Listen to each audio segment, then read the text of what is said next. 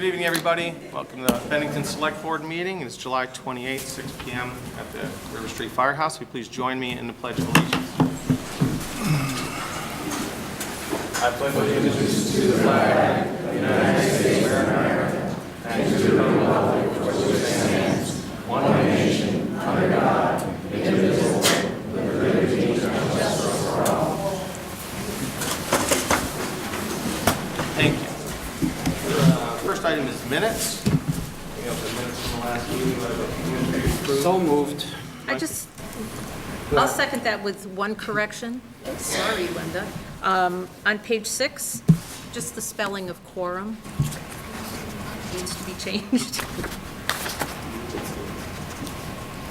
For motion, comments? Yeah, I'd like another adjustment to be made. I noticed that the 600 signatures were kind of cut short, and that there's only 8 signatures left on there, so if we can add the rest of the pages, then I'd be fine with passing this.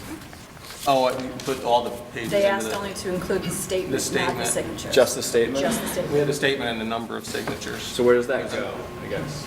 Is that on file What, where? at Town That's Hall? the town office. Town Office. Okay, could we add it, just so we understand? I mean, I'm often getting packets that are 100-plus pages. Right, so so it's you'd not be like scanning right. all those pages, but could we scan that and put it to record? Does that accomplish anything, or is having it on file? We can do whatever you folks And we- desire. Not a big deal. It's Yeah, just I mean, the I think signatures. it doesn't make it not part of the record if it's not scanned into there, if it Yeah. is on file at the town office. I think that's the important part, is that it's, you can disagree with that if you'd like. Just asking the question. Yeah. They signed it for a reason, so I just didn't want Yeah. them to feel shortchanged by not having it. No, it's a couple hours of scanning time and whatnot is all. They are on record. Because they are scanned, so to be on record at the town office is 600 Couple hours of signatures. scanning? I'm sorry. So the signatures are on record at town office as part of the petition. Scanning them simply digitizes them, but it does not make them more part of the record. It's just simply labor. Okay. So if the board feels that that's I a guess significant part. I didn't understand it was a couple hours. I thought you just put it in the scanner and it goes for 2 minutes. But, I don't think that's the scanner we have at this point. all right. I move to approve the minutes with the corrections that have been made. I'll second. Any other discussion? All in favor? That's unanimous. Thank you. Okay, warrants. Any questions on the warrants for this week? Tom? None. I had one on about a 57K item, but Stu has informed me of that one. Aaron? Just a couple. On page 4 of 12, the Dell marketing. Is that new computer? I know we probably discussed it at budget, but it looks like there's 4 laptops or Yes. desktops. Those are all in individual budgets. Obviously, the account numbers will tell you where they are. But I can tell you one is the manager's office, one is in reception, another is in collections, and the 4th is at the wastewater treatment plant. And then on page 7, the Mountain Machine Works, it's about 3/4 of the way down the page, that replaced the drive shaft. What piece of equipment was that on? Hold on. What page is that, Sharon? Page 7 to 12. Item 307371.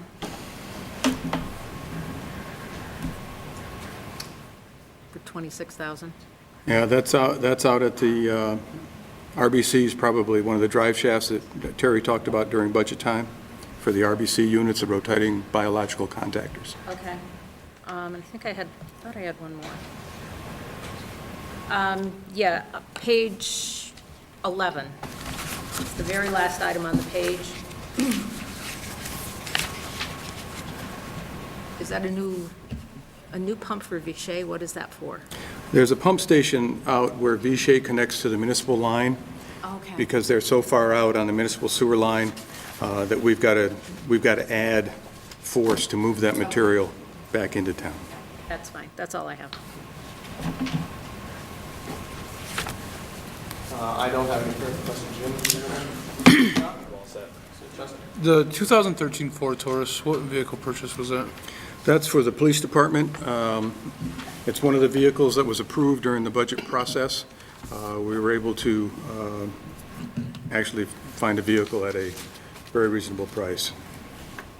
Was that a detective car, or have we Yes, got away from the? It's a detective car. Okay, I'm just curious, 'cause I thought we'd gotten more to the SUV line.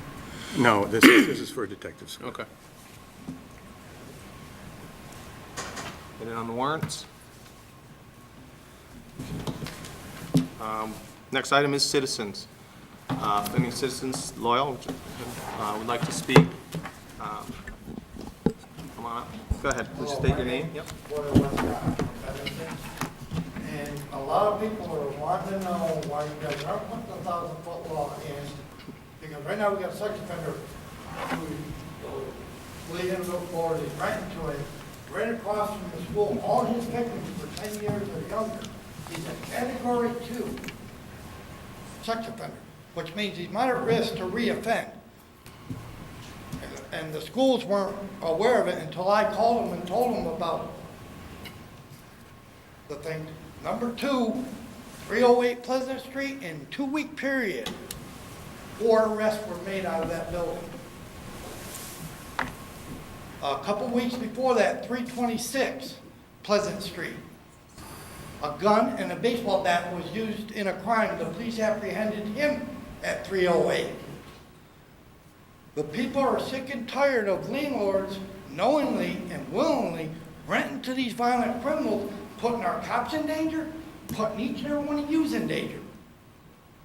And if we had that mandatory criminal background check that landlords must do, and I gave you the paper about 715 Main Street, if that had been on the books, he would have had to evict them. They're still not evicted.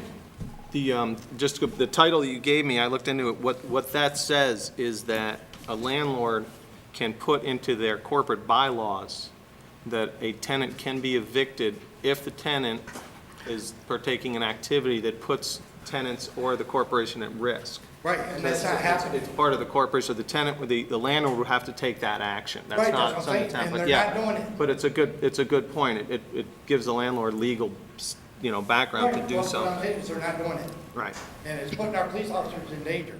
I'd like to. Now, 314 Pleasant Street, that owner's from Connecticut. They pulled a 32 caliber handgun. The guy was threatening to kill himself and kill the police if they tried to get in. Now, they had an excellent negotiator, which was able to talk him out of it, and they end up confiscating the weapons. 216 North Street, they're from Connecticut. They're renting to these violent criminals in that last drug raid that happened. Now, they pulled 4 guns out of there. We're gonna have dead officers. We've got a gang problem, and we gotta come up with the times. Loyal, I'd like to address part of what you had to say, and this is something that I've talked to Stu about. Yes, ma'am, sorry. I'd like to address part of what Loyal has said, and something that I've gone to the town manager on any number of occasions, and that is to address ordinances that would address a blight, that is problems, particularly property owners, where we have properties like this. And Loyal, what the town manager and Dan Monks have both told me is that these are constitutionally unsupportable by we, the select board in the town. However, a commercial landlord can, in a lease agreement, require criminal or credit background checks like Shire's Housing does. Right. And therefore, make those tenants unwelcome. Right. But we, as a town government, cannot do that. I'm going other Correct or avenues. not, Stu? You're right. I'm going other avenues, because, I mean, we're gonna have a turf war. Well, And right now, the streets are ruined. I don't want to see the cops get ambushed at no one wants 326 to see Pleasant Street that, Loyal. by 2 separate gangs that are fighting, and when they show up, they will convert on the police officers. I'm trying to prevent that, and if we got landlords that aren't evicting them, and that's a problem. If we had that mandatory criminal, Well, Loyal, we as a town government cannot do that. We can't. It is constitutionally unsupportable. I would love to be able to impose those sorts of things, but we can't. well, I'll continue to talk to the other people. Now, if you can get the property owners to enter in a lease agreement that would do a background check, that would, that would change things. Yeah, but they won't do it. I mean, Can't most of them aren't. I've got a great landlord. And it does do that, but we got only a handful. And now we got out-of-staters renting to violent criminals because we don't have that criminal background check, which would mandate they had to do it and fine them $10,000 if they don't evict them. Like I said, they're putting our police officers in danger every time they go to that house and there's a gun. There's no guarantee they're not gonna get shot. And this last one threatened to kill cops if they tried to come in. Now, thank God they had a great negotiator, was able to talk him down, but what would happen if they not been able to talk him down? You know what I'm saying? Yep. It's putting our community in danger.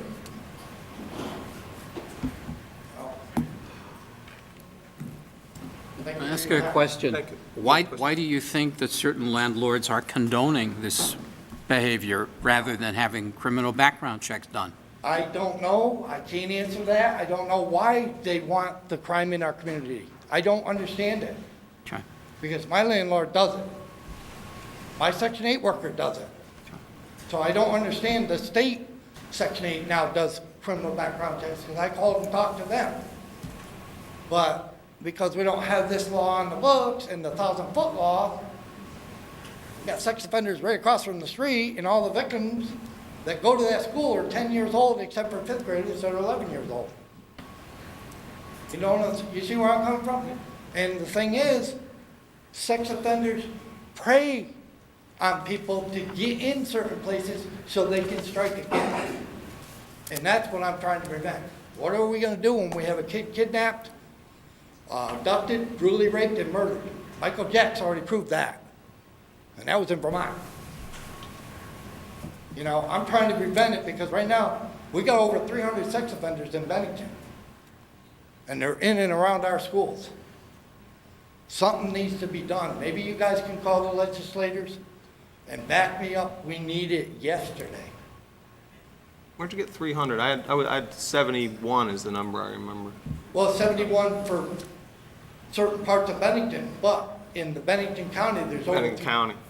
Yeah, there's over 300 of them. And Thank you. eventually, they're going to start kidnapping them and abducting them, and that's what I'm trying to prevent. There's 43 in Chatsbury. There's 12 in Manchester. And here's the kicker. 10 years post-release, unless it's their third time, on their second offense, when they get charged and convicted and serve their time, 10 years once they're released from all supervision, they take them out of the system. So really, we got more than 71 that you pulled up in Bennington. I'm just letting you know. Okay. A lot of people don't realize that. With the 1,000-foot law, right now, without the 1,000-foot law, cops can see a rapist near these kids, and right now under Vermont law, the cops can't even touch them once they're off supervision. Now, do we want that for our community? 18 kids have been raped in a year in Bennington. Bennington proper, Bennington County. No, Bennington. 18. We just had another one last week Where do you get that number? from the banners. And Cat TV puts it on the scroll of violence. Craig? Go ahead, Tom. If it is as serious as is represented tonight, maybe we should invite the chief to come and share with us if he has any concerns that we might address through our state legislature, because that's really where it has to come from. But it's nice to hear from you tonight, but I think we need to hear from the authorities that have to enforce the laws. Yeah. I don't have a problem with that. I just need something done because we're on a slippery scale right now. I mean, 20 to 30 plus burglaries in 3 months. Well, we've had an awful large number of narcotics arrests in Yeah. the last year and a half without a shot fired, and I think that's, Oh, no, that's good that the and I cops- think that's very responsible. It's commendable, but obviously the risk is there. Yeah, you know what I'm So I saying? appreciate I mean, are we gonna wait until we get a dead police officer or a dead civilian by a drive-by shooting? That's what I don't want, because that's what Chicago did. Now, they had 500 murders last year. I don't want our town to become like that. you know? Yep, I agree. You know, and we do have a gang problem. Bloods and Crips, Gothics. Thank you. Thanks for Thank sharing. you for your time. All right, Lyle, thank you.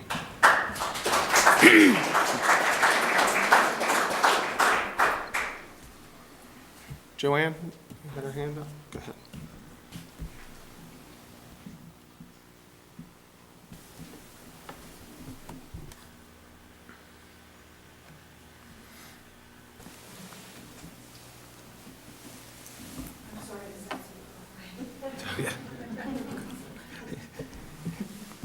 Thanks for traveling so far. My pleasure. It was a great trip. Two things. First of all, I'm Joanne Ehrenhaus, and I'm the Executive Director of our Chamber of Commerce here in Bennington.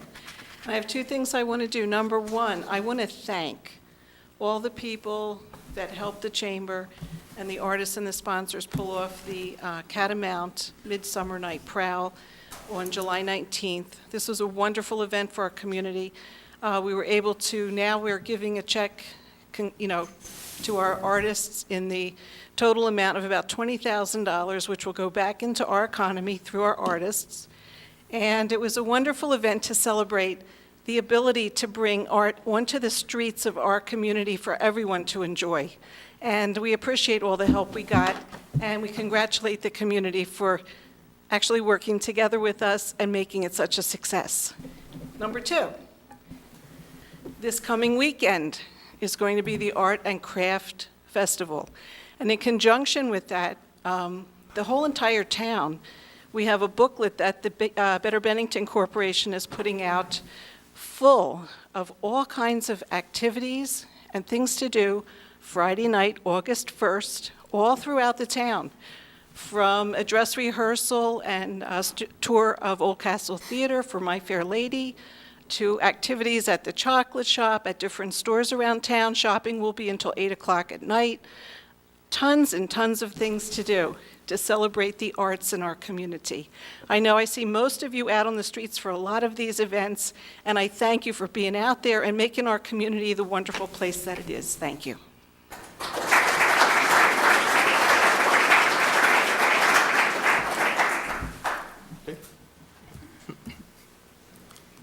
Dave Frederickson, Stu, I know he told me I didn't have to come tonight because we're not on the agenda, but I just had a couple of things I wanted to talk on and ask. I'll be brief. First, we've got some more petitions you can scan. Had an 82-year-old woman today call me and say, I want to get on that petition. So I think I know we're over 600 now, and obviously they're not just from Silver Street. Second thing, a lot of us were very disappointed at our time at the DRB. We took what you told us and what Dan Monks told us and said, we could talk about all our concerns, but obviously that was not the case, and a lot of people were disappointed and disillusioned. But we will refine our points on the next one. Third, is the date of the Act 250 hearing, is that set yet, or do we know anything about that? I don't believe it's been set yet. That would take an application by Shires to Act 250, and I'm not sure they're prepared to move that to that event at this time. Last thing, I've been looking over a lot of the permits and plans from the Apple Ridge project that is already there, and I wondered who enforces the conditions and various things that are supposed to, on the site plans. Like, there's a lot of things. One, the historic Hawks House, that's kind of fallen apart. There was supposed to be a nature trail with bark chips going down to Grand View. That's not there. April Berard is going to have her yard screened so that when the headlights came out of the project, she wouldn't get them in her window. I see Margaret Fletcher's fence is falling down. Trees, Judas lost a lot of trees and they were never replaced. I don't know if our trees stayed, but that's because we were a pain in the butter In fact, when we went on vacation, just got that. We took pictures of our trees because we were worried that they might leave. The plans call for wood siding on those condos, and you know it's not wood siding. And I brought pictures of the fence. You'll see it's held up by a 2x4 in one place, and I have a neighbor who has a child care center, and you'll see it's peeling something awful. So my question is, who controls or who fixes that? Who's in charge of seeing that it's not what's supposed to be happening? It's the permitting office for the town, as well as the Act 250 coordinator. Depending on which agency or which entity laid down the conditions, it's either going to be the local permitting office, or it could be Act 250. So we should call them? I think you should point out the violations that you have found to those folks. And in this case, dropping a list off at the town offices would be helpful, and it would give our folks an opportunity to take a look at it. You may want to contact Warren Foster, who is the coordinator for Act 250, about the violations that you have found. All right, thank you.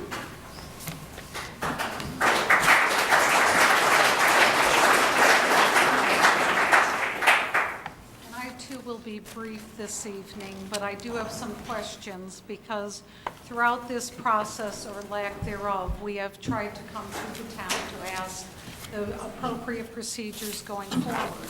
So I would like to briefly clarify several issues in connection with the Vermont Community Development Board's recent decision to allocate the $700,000 in grant money to Shire's proposed low-income housing project on Silver Street.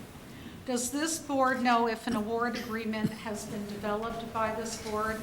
And if so, what are the requirements for actual release of funds? I don't believe an agreement's been even offered at this point. The process for the community development block grant folks generally takes a fairly long time for them to develop an agreement. It is generally sent on to the applicant, and a copy generally comes to the town. We've not seen anything. So the board does not know a schedule for the issuance of the agreement at this point? No. Okay. When will this board vote on whether or not to accept the grant, before or after all the board's grant requirements are fully met, before or after? I'm not sure I understand the question. Okay, I'll ask it again. When will this board vote on whether or not to accept the grant?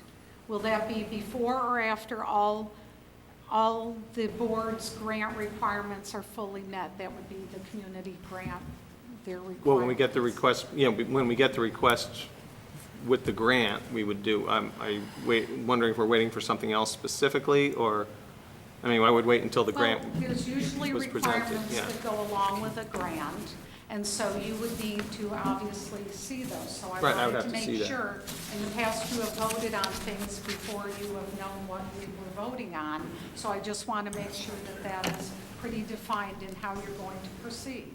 Yeah, I would have to see the communication from them and see what those were, and yeah, I would imagine we would wait That will until. appropriately be given to Correct. the board for.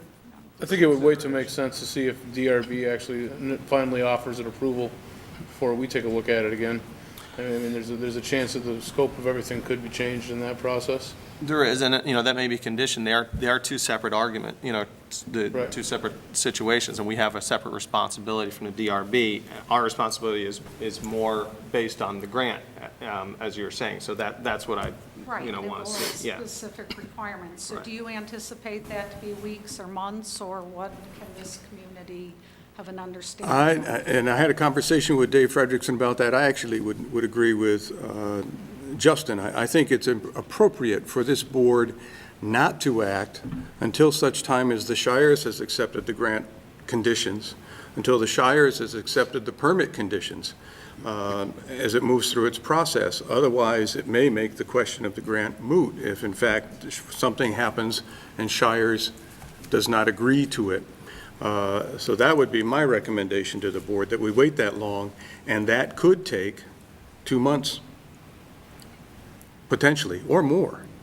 It really hinges on how fast the Community Development Block Grant Program gets out there, conditions, and how fast the DRB moves through the process. And there will be appropriate notification to the citizens? It would be an agenda item that would be well-worn for you folks. Greg and I also talked about making sure that it was on an agenda, or it was talked about at a previous select board meeting before it was talked about in the future select board meeting, so you have at least 2 weeks' notice. I might propose that we have a special meeting for that discussion, have it as a single topic item rather than try to rush through, deal with other issues, warrants and everything else, so that all parties that have any interest can come before this board and state those, whether they're supporting or in opposition of the I'd like to see that as well. I'm a little interested in that statement only because we have been told that you folks as a board really don't have jurisdiction over hearing the pros and cons, that it was really the DRB, all you were looking at was the funding. So I'm a little confused now once Don't be again. confused, Mary. I'm not- Basically, yeah, because I'm certainly not okay, confused. because I think you might be. Because basically let me finish my comments. We are responsible for the approval or not of sponsoring the grant. Absolutely. That is the purpose of that special meeting. It's purely, simply, not anything to do with the DRB. That's another challenge that the opponents have. Okay, so I'm assuming the vote would be taken pending issuance of all required permits. Is that a confirmation on that by this board? I wouldn't see why not. I mean, Is that a yes or a no? I'm not going to answer that yes or no because I haven't seen what the requirements are going to be. The board is already on record stating it will duly warn any future vote concerning acceptance of the grant. I trust nothing has changed since the last select board meeting? That's correct. Correct, okay. I'd also like to clarify the select board's future involvement with the Planning Commission's housing study. There were several of us that went to the meeting last week, and during last Monday's Planning Commission meeting, Mr. Colvin explained that the process for finalizing the study would involve submission to this board for review and comment and possible adoption after the Planning Commission completes its review of the current draft report, which will then eventually be added to Bennington's town plan, as was stated by Mr. Monks. So please explain the board's position and process in this matter. How will you go forward? When that's presented to us from the Planning Commission, we'll have it on as an agenda item also, and we'll have time to review it, make comments. You haven't been through that process yet. We typically have public hearings to take testimony from whoever who might want to comment on it, but it's, and then the board votes on it. But I think it's like 2 public hearings, Stu, we have to have? And it goes back A and town forth. plan amendment would take 2 public hearings. I'm not sure what Bill envisions with the process as far as adoption of this housing study. I mean, it's one thing for the board to hear and adopt a study. I think it's another thing for the board to amend the town plan. 2 different processes. 2 different things. So how will each one of those work? The normal process, if we were just reviewing a study and adopting it, it would happen at a normal select board meeting. It would be an agenda item. The study would be presented by whoever is the consultant presenting the study, and this board would ask questions and move to adopt or not. If it's a town plan amendment, it's a much more formal process. There's at least 15 days' notice. There are 2 public hearings on any amendment to the plan. And that would be warned 15 days in advance. You folks would all have plenty of notice should that come to that. I don't see a timeline at this time for that kind of a process. I would also like to know that we had learned at last Monday's meeting of the Planning Commission that Mr. Broderick was a member of the 5-person committee, including Dan Monks, Bill Colvin, Jim Sullivan, and another committee and another member that finalized the housing survey draft. As was asked by one of our folks that had attended the meeting, this would appear to be a direct conflict of interest that raises real concerns about the objectivity of the study. which also was riddled with dated material, because some of us did go home and read it. It is interesting that no private landlords were involved either in this process. I would be interested to hear what the members of the board think on this matter. My understanding is there were private landlords on that committee. Excuse me, I didn't I hear said you. my understanding was that there were private landlords on that committee. My understanding is that they sat in at a meeting but did not provide any information for a survey. That is what was told by the two private folks that were there, the landlords.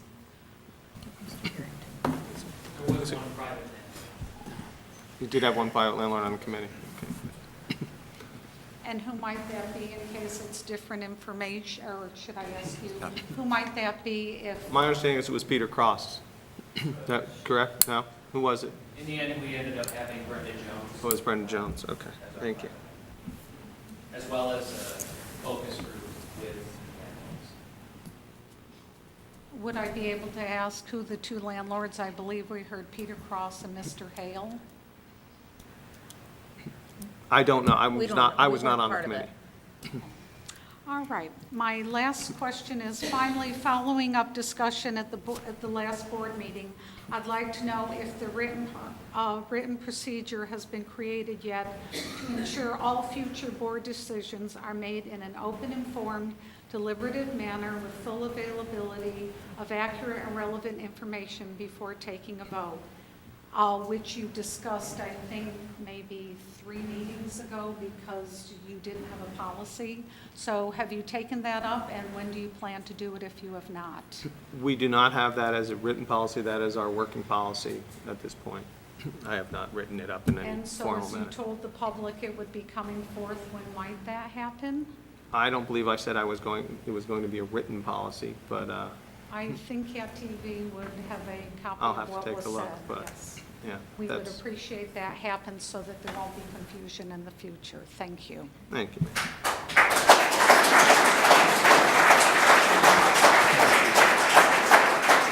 How you doing tonight?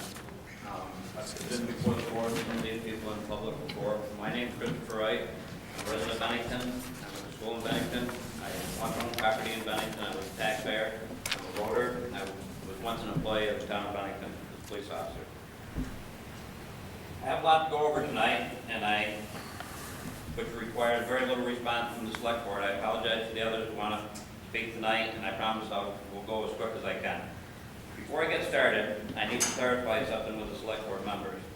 As everyone knows, the board and its members continually encourage the public to comment and ask questions of the select board in person, by phone, fax, or email. Last week, I sent a request by email to each and every member of the select board.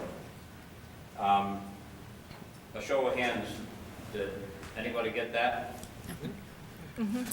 What's the question? I sent an email to the select board. You sent a number of them, I think, haven't you, Mr. Wright? Last week, I sent one. Okay, I think there's been 4 or 5.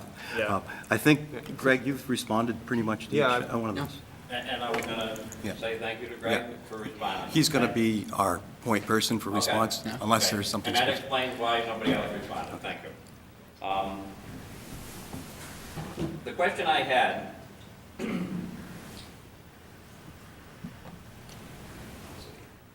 what I wanted to know, and Greg helped me get to what I wanted to know. The question was, please send me an online link to the Vermont statute title, chapter relating to the duties and powers of the select board. As you said, Greg's the point person, and he helped me out with that, and got me right to where I needed to go.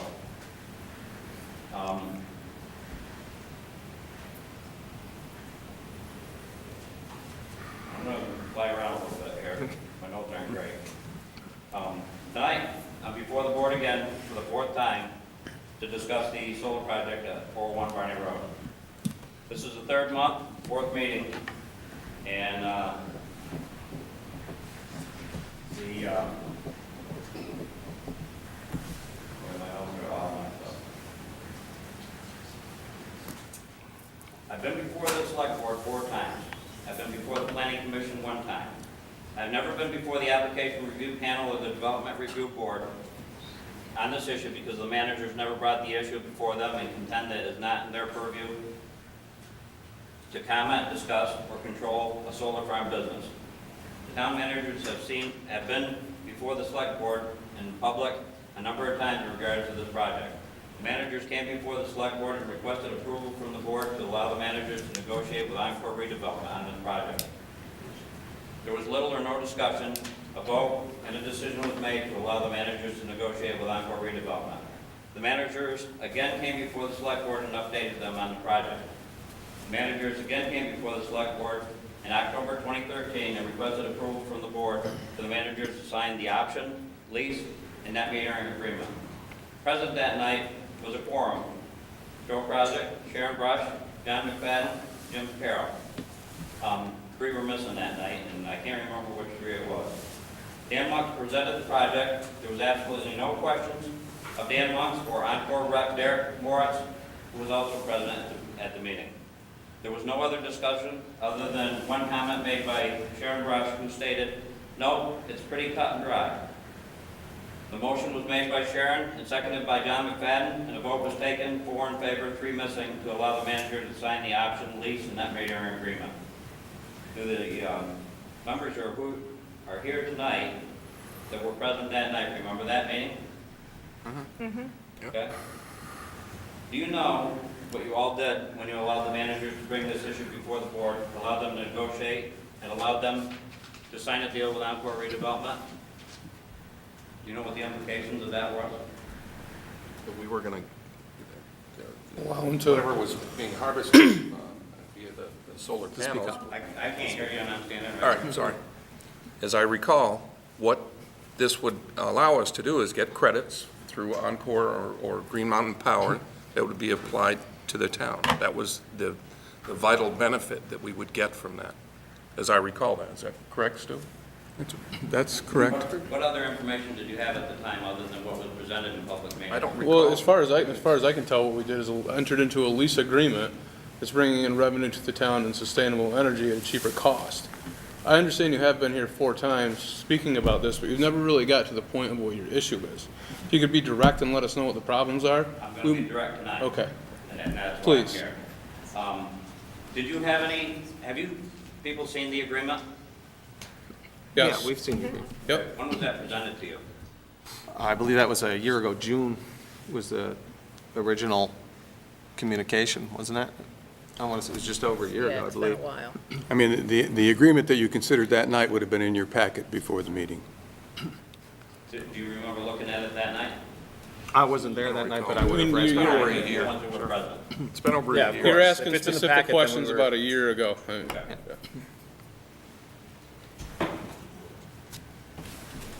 As Dan Monks previously stated, the project does not need to go before the application review panel, development review board, or the planning commission. It does not need local permitting and is not regulated locally.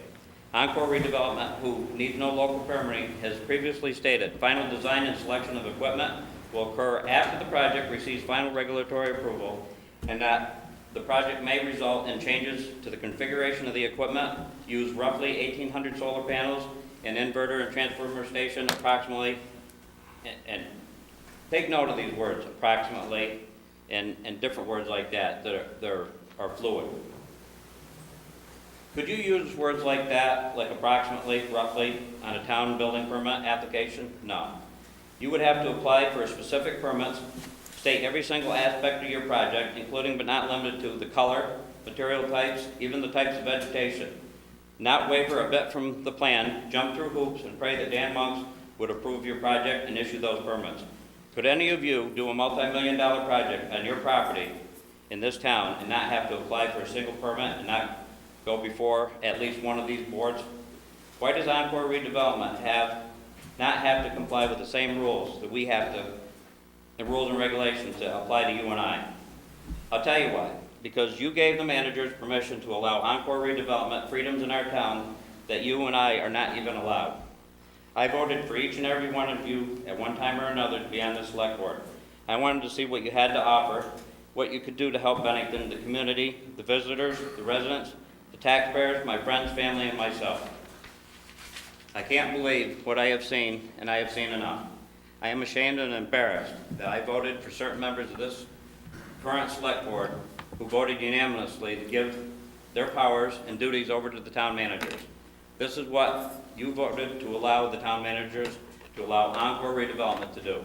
The proposed project does not meet the requirements or fit within, including but not limited to, the Bennington Town Plan, the Bennington Zoning Land and Use Development Regulations, the Bennington Park and Open Space Plan and Inventory, the Bennington Scenic Resource Inventory, the Bennington County Plan, the Bennington Regional Plan.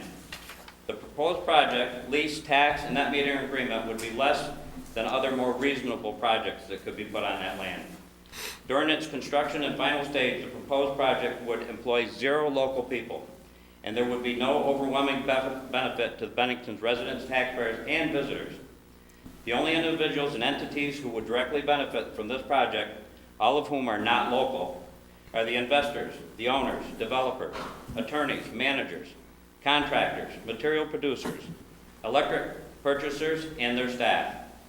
The preparation and development of the 401 Barney Road property by the town of Bennington through its managers and logging and construction contractors destroyed a beautiful forest, meadow, park, open space, scenic resource, historic gateway, wildlife habitat, and safe harbor. It displaced and likely injured and possibly killed a number of living creatures. I know for a fact that that happened. I went around to the police, fire, and EMS services today and questioned if they were trained in solar farm fires, and guess what they said? No. Can you imagine that? I went to all the agencies, and though they were all concerned, nobody knows what to do when there's a fire in a solar farm. Who did you speak to at the agencies? I spoke to, I don't have any names, but if you call them, they'll verify that I was there. I spoke to Lloyd Dean, the lieutenant for the Bennington Police Department. I spoke to a member of the Sheriff's Department. I spoke to a fireman, and I'm going to speak to the chief of the Bennington Fire Department tomorrow night at 6 o'clock. I wasn't able to find a representative of the Bennington Borough Fire Department who actually handles the property, but as everybody knows, we're a small community and everybody's around in different places, so a first responder might not always be the agency that is actually in that district. It could be a state trooper, a Bennington police officer, a Bennington County Sheriff's officer, or anybody. But their basic thing was stand back and let it go, because they don't know anything about it. The only thing they would actually agree on is that hazmat of some sort, I don't know where they come from, Barry or whatever, would have to respond to the scene and handle it. They don't know what chemicals are in these things, they don't know what they do, but they do catch fire and they do leak, and there are hazardous situations at these solar farms. Bennington's not ready for this thing. Their emergency services aren't ready to handle an emergency situation at one of these solar farms. And this is just a little one we're talking about. They're getting ready to put one 4 times this size up on Apple Hill. And then there's another one going in there.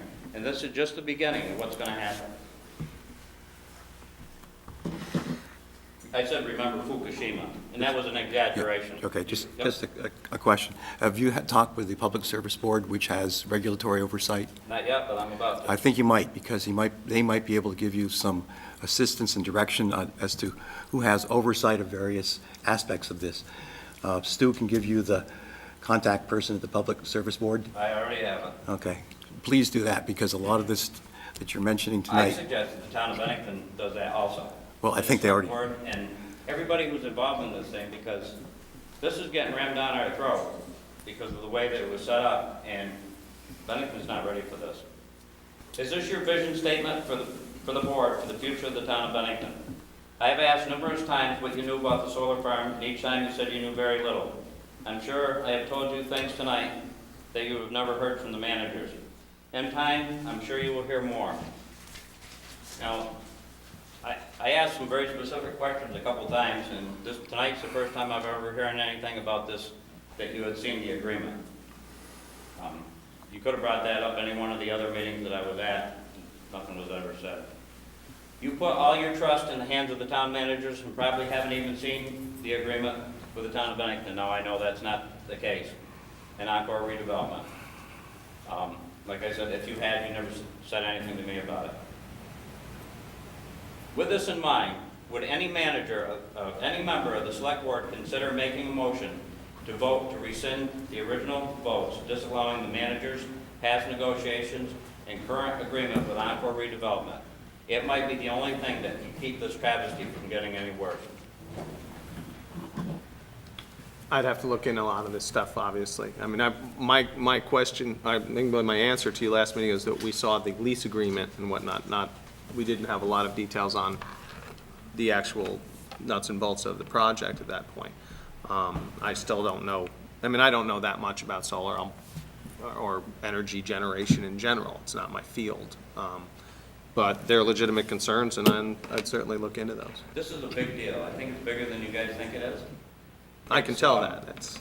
It's a multi-million-dollar operation for somebody else that we don't even know.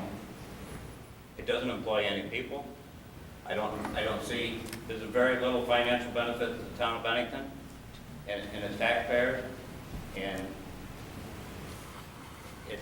I've never seen anything like this before. I can't believe that a total stranger could come into this town and have freedoms in this town that I can't have, and I've been here for 55 years. I was born and raised in this town. My family came down here from northern Vermont. My mother's not here tonight because she's so upset at this. She couldn't come here. She's been with me at every other meeting. She couldn't come tonight because she's so upset what the board has allowed the managers to do in this town. A lot has been said. Could you hit the bullet points of what your major concerns are? I'm hearing no employment for the people of the town. It's hazardous that we don't know how to handle it. And I guess the landscape, the beauty of the landscape has also been a factor. What, can you just hit 5 or 6 things that are your major concerns? I'll send you specifics. I'll send it all out to the board, and then you've got everything. This has been a bad deal since the very beginning. It was the way that the land was prepared and how it was prepared and who's going to pay for the land to be prepared and how this was invited to our community and how the board who had to say yes or no to this thing. The board could have said no, and that would have been it. When the Bennington Fire Department wants to buy a fire truck, they have to come before the board. They have to tell you what color it is, what kind it is, where it comes from, where the money's going to come from. If we're going to borrow money from a bank, or if we're going to take some and borrow some from the bank, they want to know the interest rate, what the bank it is. You guys want to know everything about that. You didn't really want to know much about this. These people can come to this town and do things that you people can't do. I don't think that's right. I don't think that's fair to any of us. And this is just the shape of things to come. Like I said, this is a 500 kilowatt system. They're getting ready to put a 2,000 kilowatt system up on Apple Hill on private property. But these things are going to be popping up like rabbits. So are you suggesting that solar is inherently dangerous, or are you just upset with the location of the solar facility? We don't know anything about solar farms, really. They're so new. There may or may not be some dangers in the chemicals. The chemicals change over time as they're subjected to ultraviolet rays. They leak into the ground. There's no provision in the plan that Encore showed to catch any leakage, so that should just be allowed to go into the ground. I do have some other concerns with the property and its previous use. Like I said, you're going to be hearing more about this. But I will get those specific concerns to John and the board and let you know. Thank you. Stu, I have a question for you, Stu. With respect to the permitting of this, did they escape any? I'm sorry. I asked if there were, with respect to this project, whether or not the people involved with this escaped any kind of permitting review. No. State law provides that solar power projects, wind power projects are under the sole jurisdiction of the Public Service Board. The town of Bennington, the town of Fairhaven, the town of Rutland, wherever these things may end up, the Public Service Board is the sole permitting authority, number one. Number two, the agreement provides a $10,000 a year payment over a 20-year period, $200,000 to the town of Bennington. We will also receive credit for electrical consumption of over $200,000 in that same 20-year period. So this is not an insignificant benefit to the community. It's a very significant benefit to the community. And ultimately, at the end of that 20-year period, the town has the right to either have the panels removed or perhaps take ownership if in fact it chooses to do so. So it's a standard agreement that is being used throughout the state and probably throughout the country. It's not necessarily new to us. Solar technology has been around for years, both to heat hot water and photovoltaic, which generates electricity. And as far as I know, there have been no major fires associated with photovoltaic solar farms. They can catch fire if, in fact, the electricity is installed incorrectly or improperly or fails, and there's an arc that's created.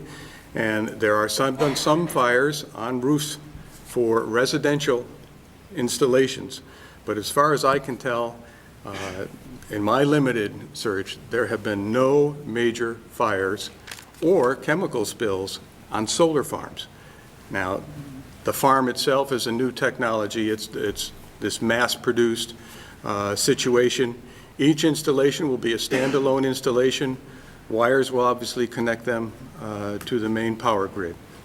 I think it's relatively benign. Now, are there chemicals in there that could be toxic? Yes. And we'll understand what they are when the project moves forward, just as we do with any new chemical that's introduced into our systems. Our first responders are trained, will be trained, will understand what the risks are. They're not now because we don't have any, but we will certainly make that information and training available to them when the time comes. Isn't it always good to have things ahead of time? Oh, it's sometimes good to have things ahead of time, but sometimes you can't. You don't know whether Encore is going to go forward or not. You don't know what the Public Service Board is going to do with the application. So let's not get too far ahead of ourselves in this process so that we know exactly what we're talking about when the time comes. What was your reason to ask the Select Board for sole negotiation on this project? I'm the manager. I do most of the negotiation of contracts for the board, on the board's behalf. Did they do any? Rarely. Well, the process still had to come back before this board for final approval. That's correct. I mean, I negotiate the union contracts. I negotiate contracts for real estate sales and real estate purchases. That's my job. With our input and then. Of course. Final approval at the end. So, I mean, we've seen Why he's this hired by us. we've seen this for a period of time, but I was not here to vote on it that evening. Quite frankly, I would have voted in favor of it. But we had information going after this before we took a final vote on it. I mean, this wasn't Well, just. I asked, this was 4 weeks in a row, and tonight's the first time that I'm hearing that you guys had information. Up until now, you said you didn't know anything about it. Sir, honestly, I wasn't really ever sure what you were asking. I mean, you asked what we knew about it. I mean, you could have said, what do I know You about had a tree? I information, mean, you could have if you don't offered it. ask me about. I don't know what you know. That's what I'm here Right. for. That's what I'm trying to You find have to out. realize that we don't have it with us if it's not on the agenda, you know, and we discussed it a year ago. If you had sent me an email and said, could we have some information for you at a meeting, we can dig that up, refresh ourselves, and I did go back, and that's why I believe I remember it was June, because I looked back to see when that was Would it be looked fair at. to say that right in through. general, you knew more than you were letting on? No, we weren't hiding anything. I mean, there's really nothing to hide. It's a pretty straightforward No, I'm not process. saying that, I'm just saying, that you had information that you. We had information, but I don't think we could have regurgitated it to you. No. at Do you that have the point. specific But I'm saying, if you had it, and if you saw the agreement, and have you seen the 45-day notice from Encore? It was in your last packet, just to refresh your memories? The 45-day notice that was in. In your last packet, yes. We've seen last that one. packet? Yeah. I provided it to them once again. They probably saw it when it came out in April. It was issued on April 25th, and now you've been reminded that you have it. Yeah. Thank you very much for your Yeah, time. we have a lot of stuff. So I appreciate it.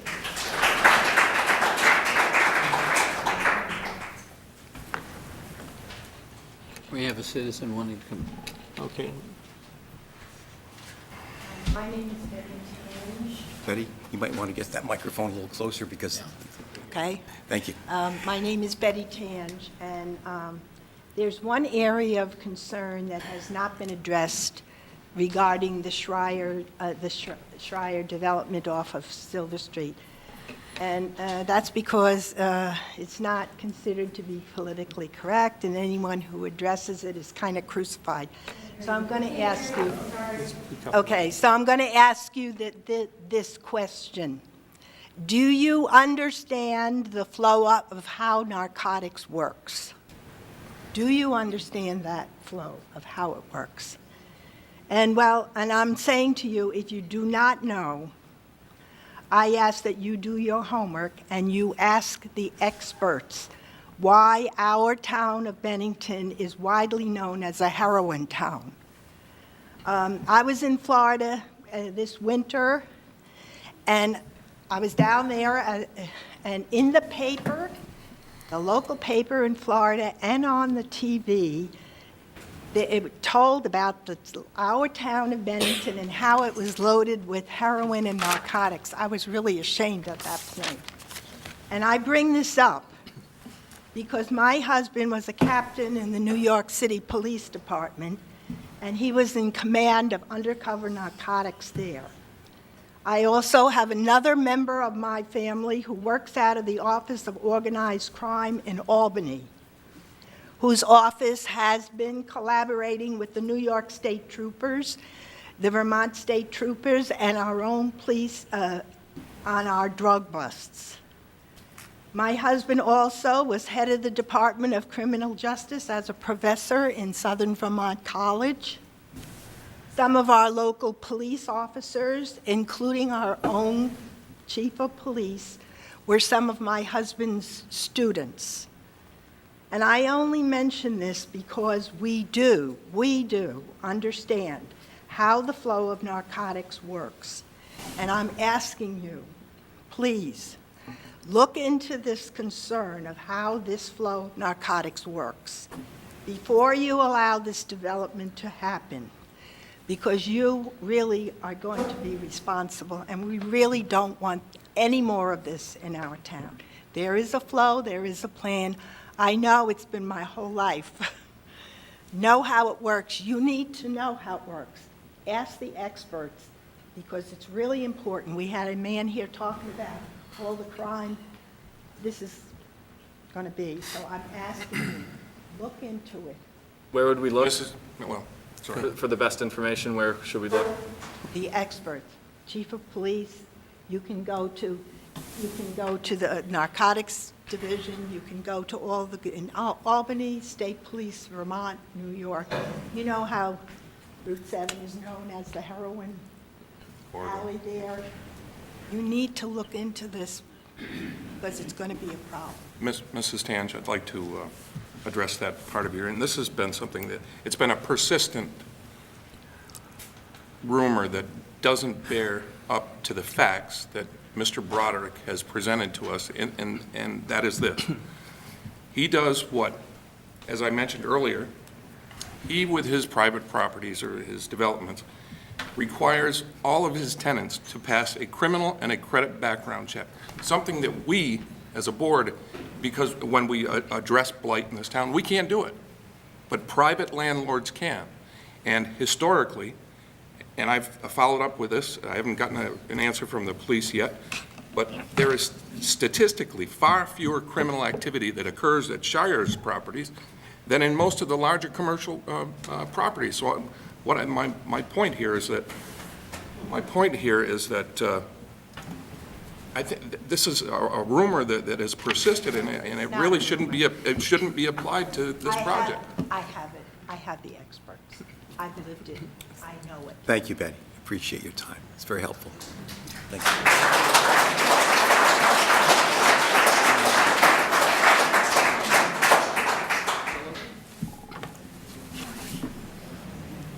Thank you. My name is Jim Sullivan. I am a longtime board member on the Shire's Housing Organization, formerly Regional Affordable Housing Corporation, for most of my tenure. John Broderick wanted me to attend just to primarily to let you know that We knew that, the subject of the Monument View project was going to come up again, and we just wanted to let you know that we'll have a full presentation available at the meeting when the project is on your agenda. And of course, the staff and board members are available to answer questions if you have them in the meantime. I did want to at least make a point, though, of kind of putting a face to the Board of Shires Housing.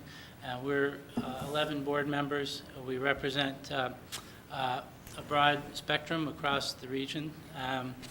We are motivated by advancing a mission to provide high-quality, affordable housing for residents of the region, and that's really our only motivation and the reason that we do the projects that we do. That's the reason that we're advocating and pursuing this particular project in Bennington. That mission, that general broad-arching mission, is supported by a number of fairly specific community development objectives that are really closely reflected in the Bennington Town Plan and the planning documents of the communities that we work with. In this particular case, and certainly without going into all the details of the project that you folks have heard about and will continue to hear about, we thought it was a very positive project because it supported some of the key objectives that we try to pursue. Infill housing in the center of communities that promote for the development of compact centers, walkable neighborhoods, healthy neighborhoods, access to services, and the provision of needed high-quality housing for workforce that supports Bennington's economy. So from the board's perspective, and we've reviewed this project proposal many times as it's been developed over the years, this was a real positive step toward taking a property that had laid dormant for a number of years, that had previously been permitted for a similar, though slightly higher density of development, and turn it into a very high-quality project that would enhance the neighborhood and the surrounding community. That's all I have for you today. Thank you, Jim. Thanks, Jim.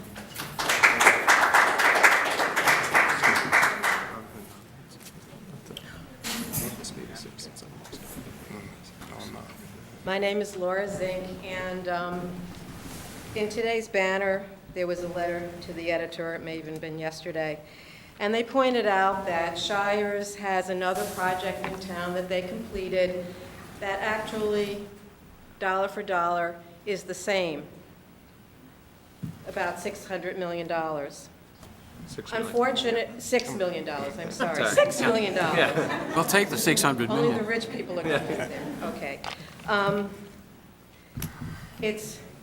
The property is evaluated at $962,000, and it only brings in a total of $24,000 for the 24 units. So this new project is going to cost about the same, probably will be assessed at the same value, and will still only bring in $24,000 or $1,000 per unit. I know people who have homes that are small, 3-bedroom homes, probably 1,000 to 1,200 square feet, and they're paying approximately $2,500 to $3,000 a year. If you did the math and you allowed 24 privately owned homes, which was what was intended for that property, and they would bring in the same amount of money, would be up to $72,000 a year, meaning you as a board, if you approve this grant, you're agreeing to losing for Bennington $48,000 a year in taxes. And I know at the beginning of the year, because someone in my family, my husband, sat there year after year for 6 years, sweating it out, trying to make the tax dollars work that weren't going to raise the taxes for everyone. I'm talking town tax dollars. We're often held hostage to the school tax dollars. Why would you approve a grant that will purposefully, going forward from this day forward, knock out $50,000 a year that could have come in if these were private properties, which was intended for that property. Yes, the property's been sitting there vacant for a long time because the owner, Applejack, they didn't do what they said that they were going to do. But everything's been approved except for what you folks are going to vote on when and if the paperwork comes in. Please. It's difficult to pay our taxes. I live in a neighborhood where the average is $6,000 or more. John and I are happy when we see a house go in because it helps the town. And instead, you're going to take our hard-earned money that we're living on in retirement now and the hard-earned money that other people in the community are struggling to pay their taxes, and you're going to chop $50,000 out of what you guys work for at the beginning of the year to come up with a sound budget. Are we a bedroom community? It looks like that's what we are. But why are we going to settle down? That property is sitting there. If you deny the grant, there could be the option for someone coming in and getting more tax revenue off the same property. Thank you.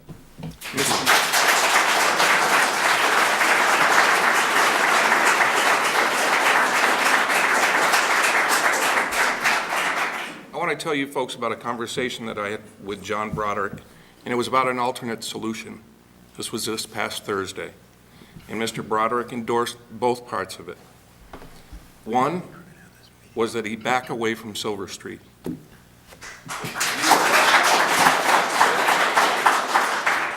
The devil is in the details. He said he would gladly back away if the people that object to this, or whomever, the group of you get together, buy the property yourselves and cover his expenses. Wait a second, let me finish. It's an option. It's an option. It's an option. Wait a second, please let me finish. Let me finish. And the other part of the solution. Mr. Chairman, I'd like to just quickly address you. You're supposed to be leading this, not each and every one of these select board members. You should be leading this, please. Mr. Zinkman,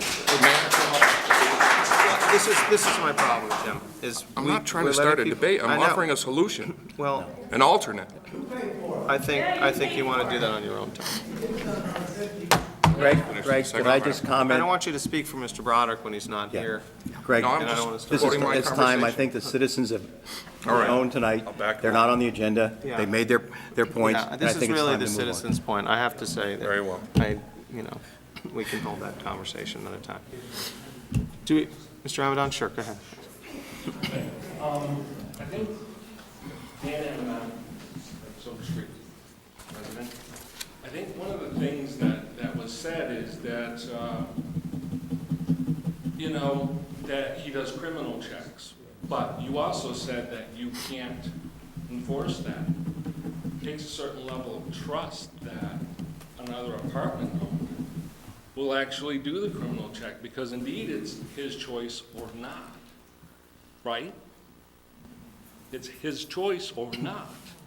Well, Why the organization's choice. Why would we take a chance on another apartment complex that could end up being exactly what we're afraid of? Mr. Chairman, could we again, I would ask that the community could just, you made your point, this is really not part of the agenda. It should be at an agenda and really part of the discussion, but I don't think it helps just to go around and around tonight. I think there's going to be a time and a place and an agenda, and I think that's the time when you really, and I'm listening, and I've heard, but this doesn't really help in the ultimate discussion.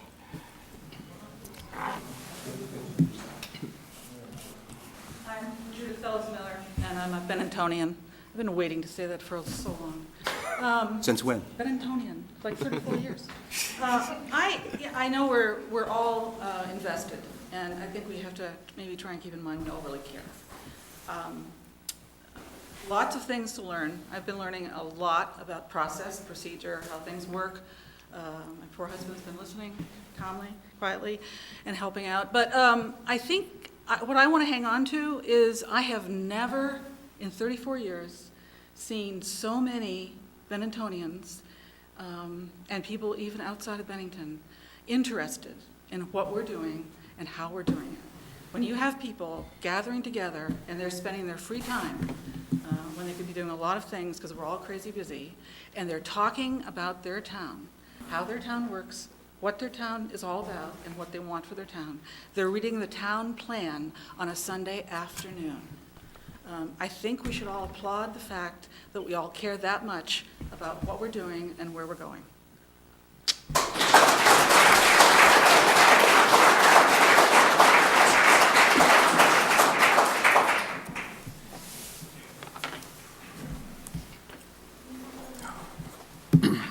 Thanks, Judith. That's very sweet. You've been here longer than I have. My name is Jeannie Jenkins, and I live in the neighborhood, and I've been here for 25 years. I want to go on record as strongly supporting this project. I live in the neighborhood. Folks. I live in the neighborhood, and I've seen a lot of what RAC has done. The buildings are beautiful. They're energy efficient. He does screen his tenants. He takes care, RAC takes care of their projects, not only on the outside, but on the inside. They're good landlords, and that's really important. The project will also hire a bunch of people to build it, but none of this is what we're here for, and we know that is not the issue. Our issue is something about neighborhoods, and I listened, I guess, pretty upsetly 2 weeks ago as people talked about what this was going to do to our neighborhood. And that really gave me an opportunity to think about what is a neighborhood. And it does make me emotional. Sorry about that. So I really started thinking about what is a neighborhood, what is our neighborhood. And I've been there for 25 years. My neighborhood stretches from Union Street up to the woods beyond Crescent Boulevard. I know many of you in this room because we exercise together, we walk together, you've babysat my kids, your children have played with my kids, you're the second eyes for my kids. We live in a neighborhood. We play together. Kids play, capture the flag in our bushes, they play in our woods. We know all that. They play up and down the whole neighborhood. And so the question really is, do we think this is really destroying our neighborhood? And so I looked at who is this project for? It's for working class people that are making $25,000 to $36,000 a year. That's above minimum wage. We are talking about people we want to be part of our community. If you think about our neighborhood has big houses, it has little houses, it has renters, it has people that own their homes, it has apartments, it has duplexes, it has old people, it has young people. I mean, it is a great mixture. And I'm very pained to hear us now say, we don't want new people in our neighborhood. Our neighborhood is what we make it. And I think that's really important. And I think, I don't know, I'm concerned that the same amount of energy that's going into saying, don't let them, whoever them is, into our community. We won't even know who them is, and them may be in our community. I just think that we should be better spending our time creating the community that we want, because we have it. We have a lovely community. Our kids do play all over the place. I do know you. And that's something that I think we really want to catch. So I just want to say I do strongly support this. I welcome the people that will live in this community, in the new RAC housing project, into my community, and I humbly ask that the select board also welcome them into the community. Thank you. I'm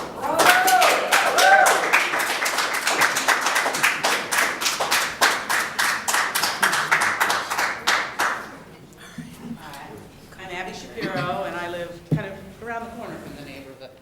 And I support everything that Jeannie said about neighborhoods. This is too dense.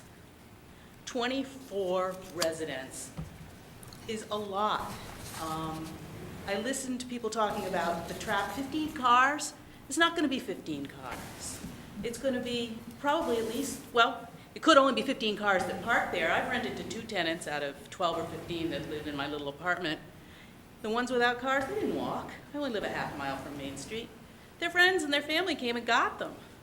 The traffic on Silver Street is going to be a lot.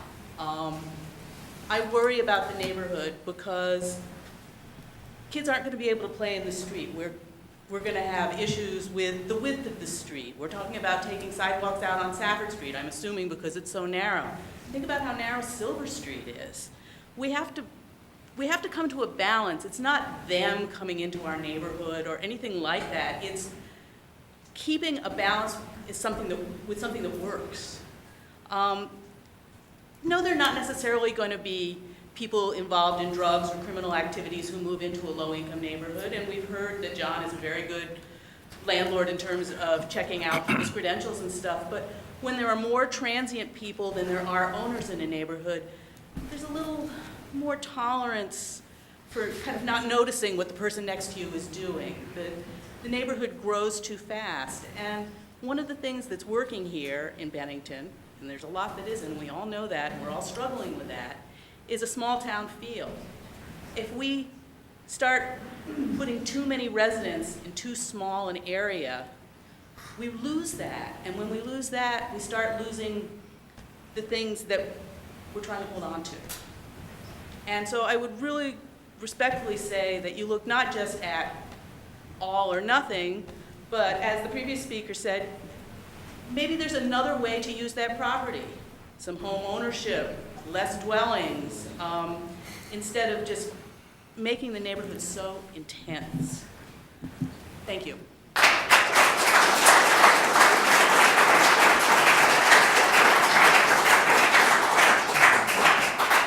Thank you, everybody. We're going to take a 5-minute recess. I'm sure people are going to want to not wait for the culvert discussion.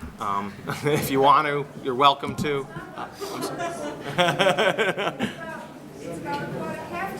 Okay, it's aquatic habitat. I'm sorry, I misspoke. So we're going to take a 5-minute recess. Thank you very much.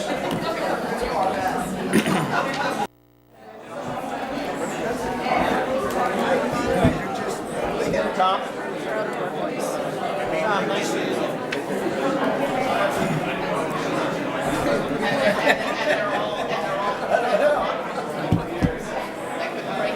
Folks, can I have your attention? We're gonna move to the next item.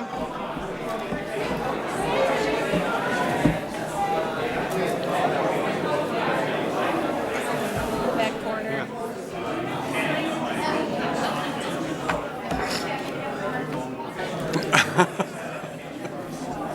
Hello, folks. Folks, we're gonna start the next part of the meeting, please.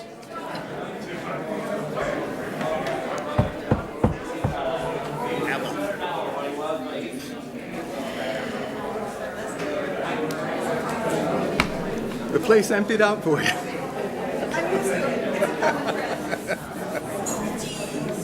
We're going to move on to the Bennington Culvert Inspection Report from south of Route 9.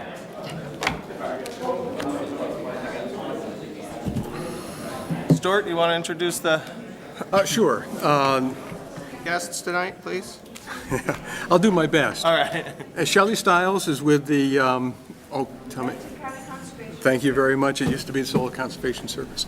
Erin Rogers is the one that you received the email from. She's with the New England Culvert Project Manager, and Melissa Reichert I'm with with Forest Service. Green Mountain National Forest and Forest Service.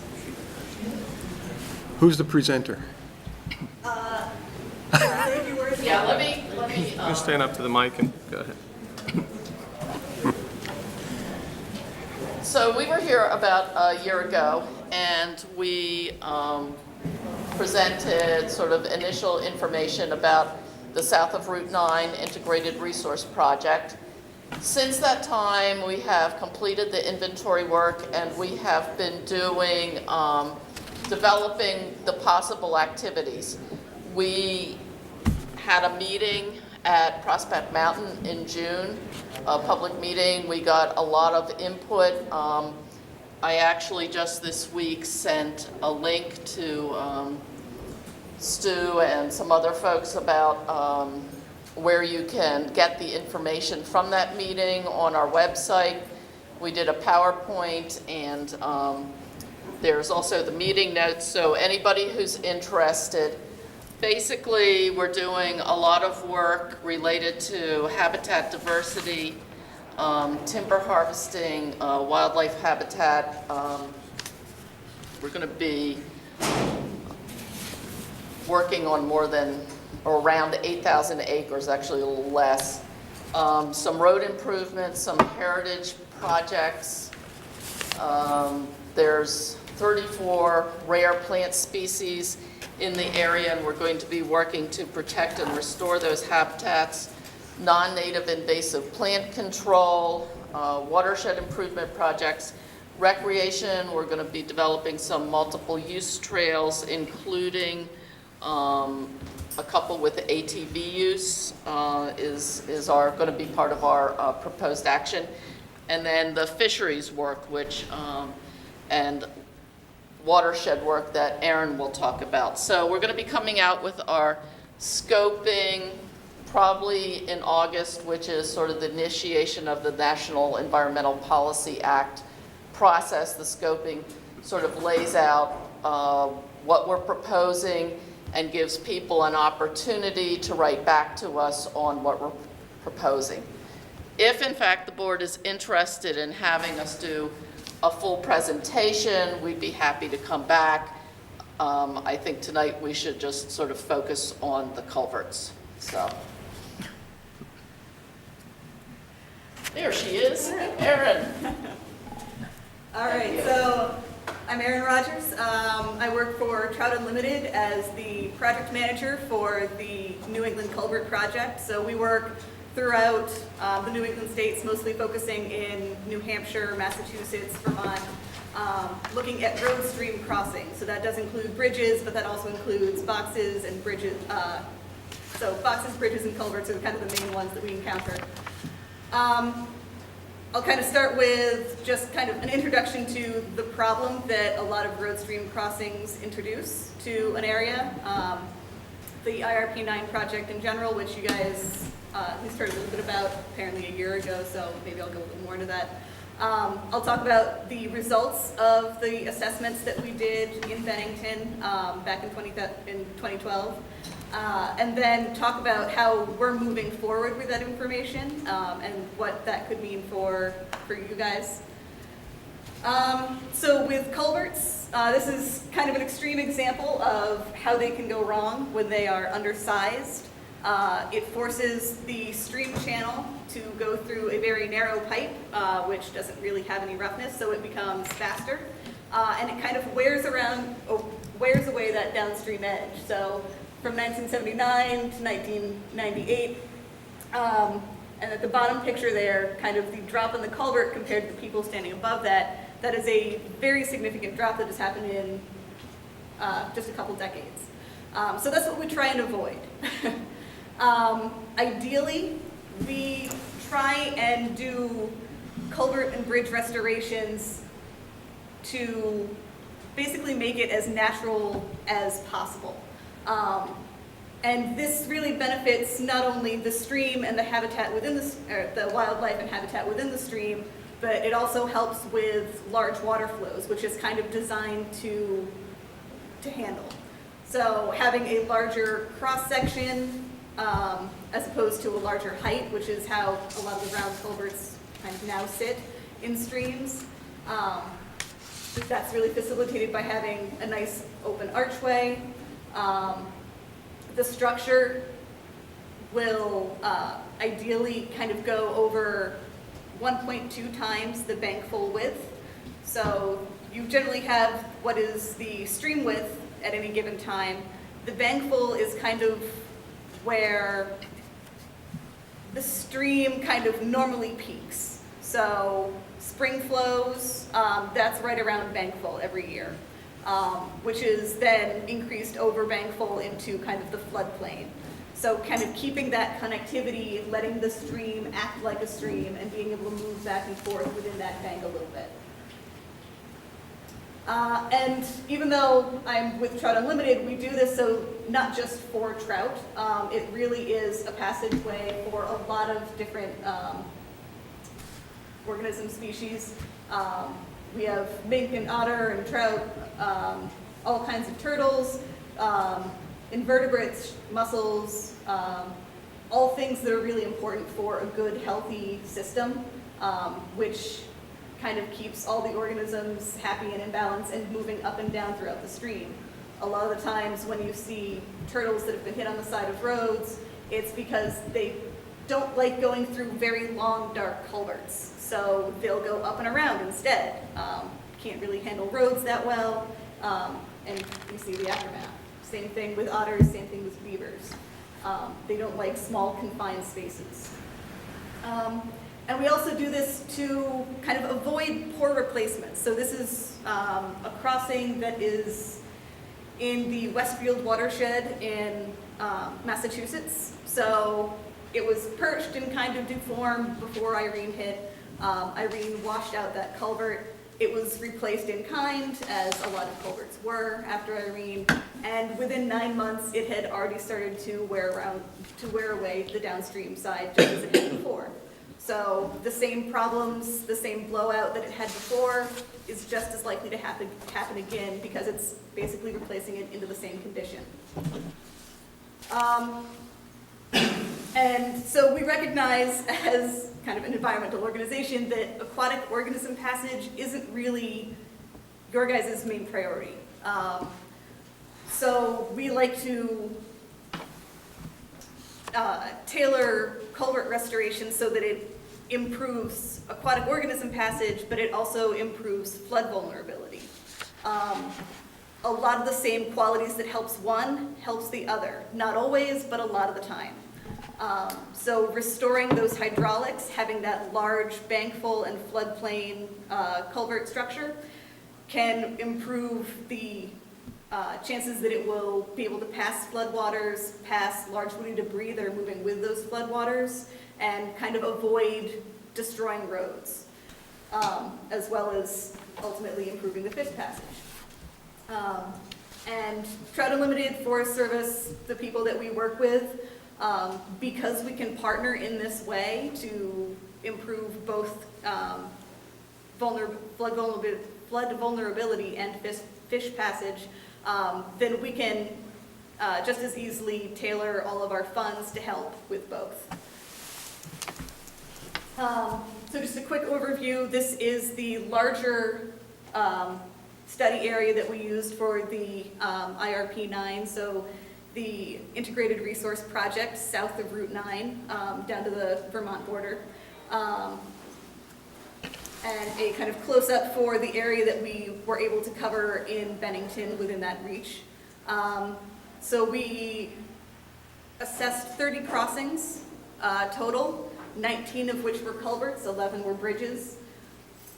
So what we do with that information, our assessment goals, is we start off, as I said, identifying where those culverts exist, where those bridges exist. Doing the assessments, we run aquatic organism passage models and geomorphic models, prioritize restoration, and then work with communities in that area. We've also recently started working with a new hydraulic model that was funded by the Federal Highway Association. And it basically uses information that we've already collected from past projects, but is able to put that to better use assessing the hydraulic capacity of all of these crossings to identify which ones are the most vulnerable under different kinds of flood conditions. So I'll start with just the aquatic organism stuff and move into the hydraulics a little bit later. So as I said, of the 30 crossings, 11 were bridges. Generally box culverts, which are the large boxes that look a lot like bridges except they have a cement bottom to them. Similarly, not as problematic as they are bad for passage. The worst kind of being the round pipes, which have because they are round, a very small footprint at the base, so which is where the stream gets pushed through and has that most amount of narrowing. That's kind of reflected in the bank percent that it covers the bank full width. So I said optimally we want to aim for 1.2 times or about 120% of the bank full width. Only 2 of the crossings in the entirety of Bennington, of the ones that we assessed, met that standard, and that includes all the bridges. So you even do have some bridges that are fairly well constricted within the bank full and are going to start backing up water during flood events. So these are just a few examples of some of the culverts that are a little bit more problematic. The picture to the left is the inlet, and the picture to the right is the outlet, so you can see where it starts to perch. So even though it's kind of set in a little bit in the upstream side, it's been completely worn away on the downstream side. And eventually that starts to undercut the bottom of the culvert on the downstream side and leads to road fill being washed out, roads collapsing. Another one, the inlet has kind of a flared opening which kind of helps to funnel water into the culvert and helps to avoid scouring and erosion on the upstream side. But again, it doesn't really do anything to help the downstream side. So at grade and backwatered culverts means that the outlet is actually still at level. Those are great for passage, those are pretty good for the stability of the structure, and means it's a little less vulnerable to flooding.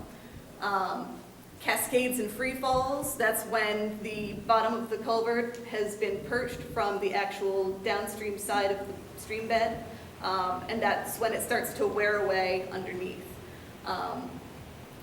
Total, those two are account for 8 out of the 19 culvert crossings. So just a little less than half that are a little bit more problematic than the rest.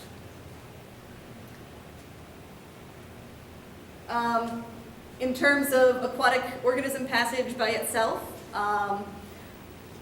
5 of the culverts are completely impassable to aquatic organisms.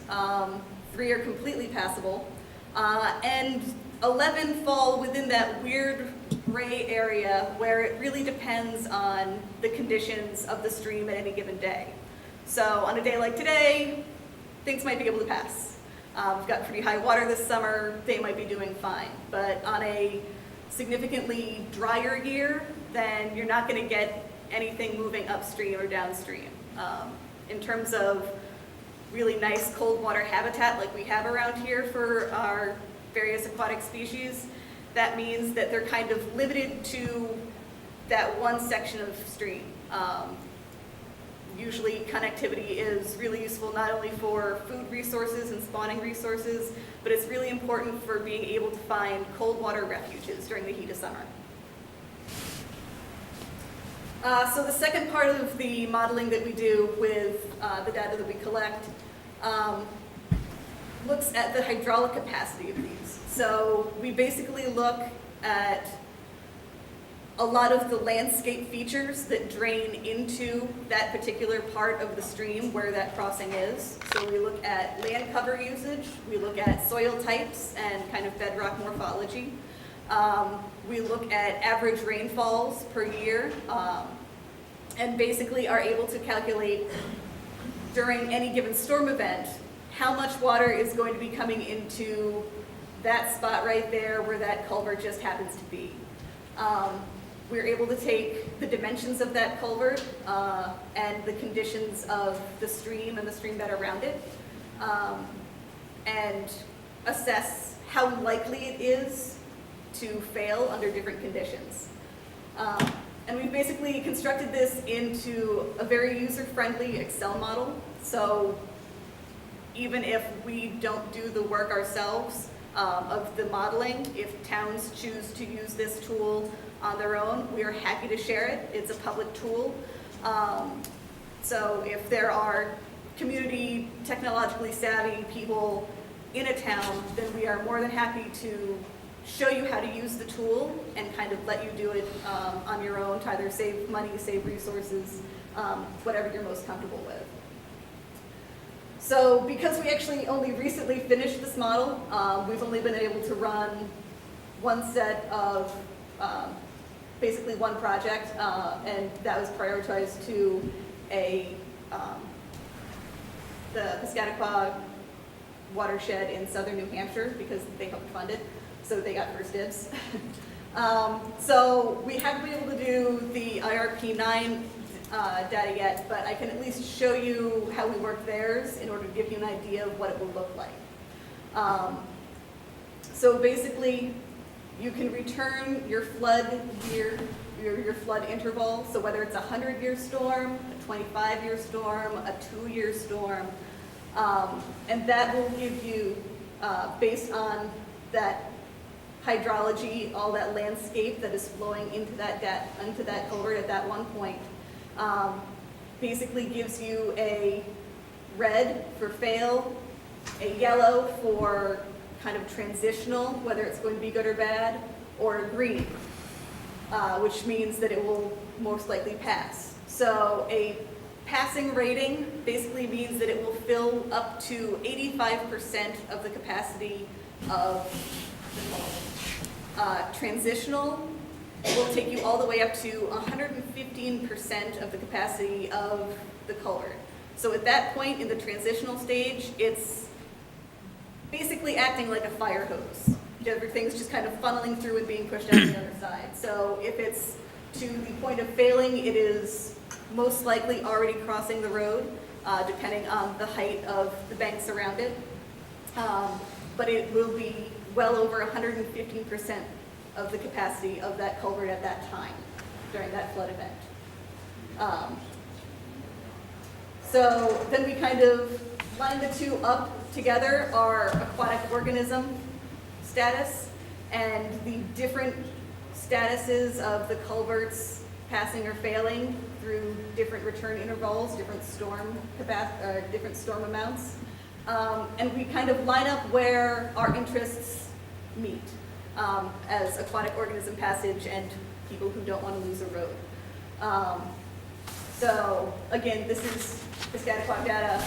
They have some pretty bad culverts. Nothing was good in terms of aquatic organism passage. So we could highlight this one where aquatic organism passage is failing, and it's a culvert that basically fails or has a greater potential to fail at even a 2-year storm. Obviously, a failing rating doesn't mean that it does fail every time, but it is a very high likelihood that it will, or a much higher likelihood that it will than, say, a culvert that even though it has, for aquatic passage, it's still going to pass all the floodwaters. And then we can also map that out for you. So this is, again, a map of where over in New Hampshire. And each of these circles is basically the ranking for the 10, the 25, the 50, and 100-year storms. You can just visualize how those ratings change as the storms get bigger across the watershed. And then we basically use all of that information to create replacement prioritizations. And these always come down to really what works for the community. All of the information that we have is entirely free and open to the public. We can give you as much or as little as you want in whatever form you'd like. We're pretty flexible on that. So even if you choose to prioritize culverts that we might not necessarily find valuable for replacing for aquatic organism passage, but that are very important to you as a town, you still have that information. You still have that ability to go to an engineer or another source and say, here's an area that we are pretty sure is going to be a problem. let's find out all we can and make a even more informed decision. And this, basically, the work that we have done, it really, priorities come down a lot to upstream and downstream infrastructure, what's going to be impacted if the culvert backs up too far, and then again, if it blows out, where all that water goes afterwards. It does change for private lands. Private landholders have different requirements than towns do for the size and the capacity that they have to build those structures to, as I'm probably sure you guys know. And these things can also really impact emergency services. So if there is a disaster, which roads are washed out, and which communities, which areas that basically cuts off those services to, can really make a big difference in where your priorities lie versus where ours do, which is fine. If they do happen to line up well so that a culvert that we're very interested in is also a culvert that you all are very interested in, then Trout Unlimited, the Forest Service, regional planning commissions, we work a lot with different towns to make that further analysis, that engineering and the restoration take place. We've also started using a prioritization tool that UMass recently developed that's entirely online, entirely free and open to the public, so that you can kind of compare and contrast with a third method if you'd like. And then, so as I said, once that prioritization is set, again, if it kind of meets all of our goals, then we can help find funding. We can help with engineers who are very much experienced in this kind of stuff. We do many crossings a year, so we've got a little bit of practice down. Permitting, construction, and actual restoration around the culvert are all things that we're pretty well versed in at this point. So yeah, so moving forward with future assessments, you have options with different models, different information, but we like you guys to have as much information as possible so that everybody can make informed decisions as we move forward. So if you do have in-house community resources that can work with these things, great. If they have information, or if you have people who are good with GIS, who are good with Excel, and have kind of some experience with this stuff, then great, we're happy to show you how. Otherwise, you can contact or contract through us, or we can recommend private consultants as well. And so, as far as you stand right now, these are your kind of next steps. We've completed our AOP modeling. We're kind of in the process of running the hydraulic models, and then it'll be up to you guys to decide how you want to proceed next. And if you have any questions, I'd be happy to answer them. Anybody on the board have a question? No questions. Tom? How does this fit into the RJ scheme of, when construction time comes about? Well, I think the information, when it's provided, would be very, very helpful. We normally, when we select a road for paving, especially in the rural areas, we'll go through and assess all of the culverts that are there and make decisions on which ones should be replaced. If we have this kind of information available to us and we understand the appropriate design that is preferred, I think we can do a very good job of correcting some of the deficiencies that you saw, especially on Barney Road. There are state programs that... Well, I'm sorry, would you come up by the mic to speak just for the record? They can hear you at home. Thank you. There are state programs where diminished aquatic passage and geomorphic incompatibility is the phrase, where the culvert is too small for the watercourse, for example, where the two combine in one location. There are grant programs that will help the town implement projects to change that. So once they're identified by someone in the town, or how? Or Yeah. by Or TU, yeah. by the forest, by the Conservation District, by the Regional Planning Commission, by any number of partners. Great. It Sounds lays the foundation for them seeking funding if the town can't manage it, if it's not on the town's timetable, for example. Big resource. So have we identified anything so far, or is this just in a study phase, kind of? Other than, This is their presentation of the work they've done to date. okay. But Sorry, Shelley. when you all did Phase 2 assessments with the assistance of the Agency of Natural Resources of the town's waters, part of that assessment procedure was bridge and culvert surveys, which, while they don't directly address aquatic organism passage, if the person with eyes like Erin looked at that data, she would be able to say not only will it pass flood flows, but it will or will not serve stream connectivity, whether fish can move up and down that culvert. Okay. So that information is there, but it's not quite so user-friendly. It's not nearly as user-friendly as what TU is producing for the Forest Service. Okay, thank you. Is there a possibility, or is there a situation we get into where compliance windows come into play? Once you identify an issue, very often we find ourselves with a state or federal regulation that requires us to come up with the solution within a certain time period. You aware of anything like that with this that we should be aware of? I'm not. I don't, I think the fact that FEMA only pays to replace in kind most of the time shows that there's no sort of compliance with getting to the aquatic organism passage and being able to handle the larger flows at this point.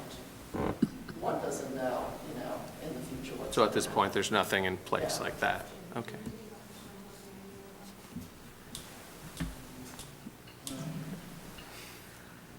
Anyone else?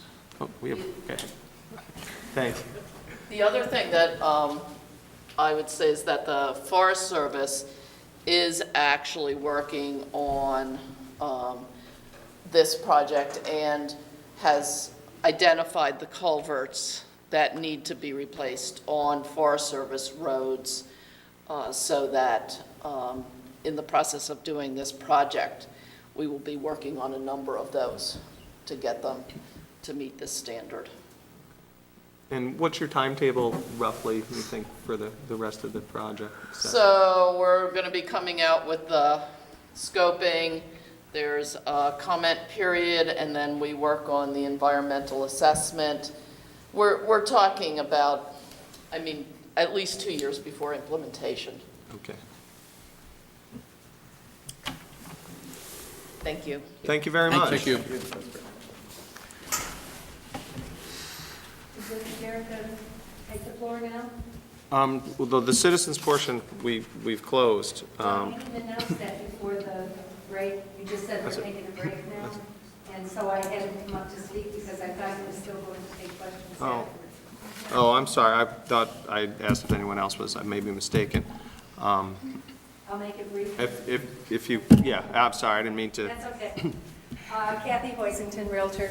I was really dismayed when I saw the superintendent supporting the Shires project on the basis that the schools were okay. And I work in this business every single day, and I took to heart very much what Ken Sviard had informed us of, how overcrowded the Bennington Elementary School currently is. And I also took to heart, as Benningtonians, none of us that are fighting this project have ever fought subsidized housing before. And I would like to say that I am the grandmother to 3 foster children that my daughter adopted, and I'm very familiar with this segment of the population and have great sympathy for the people who are in it. I have nothing against helping people get a leg up and do better in our society.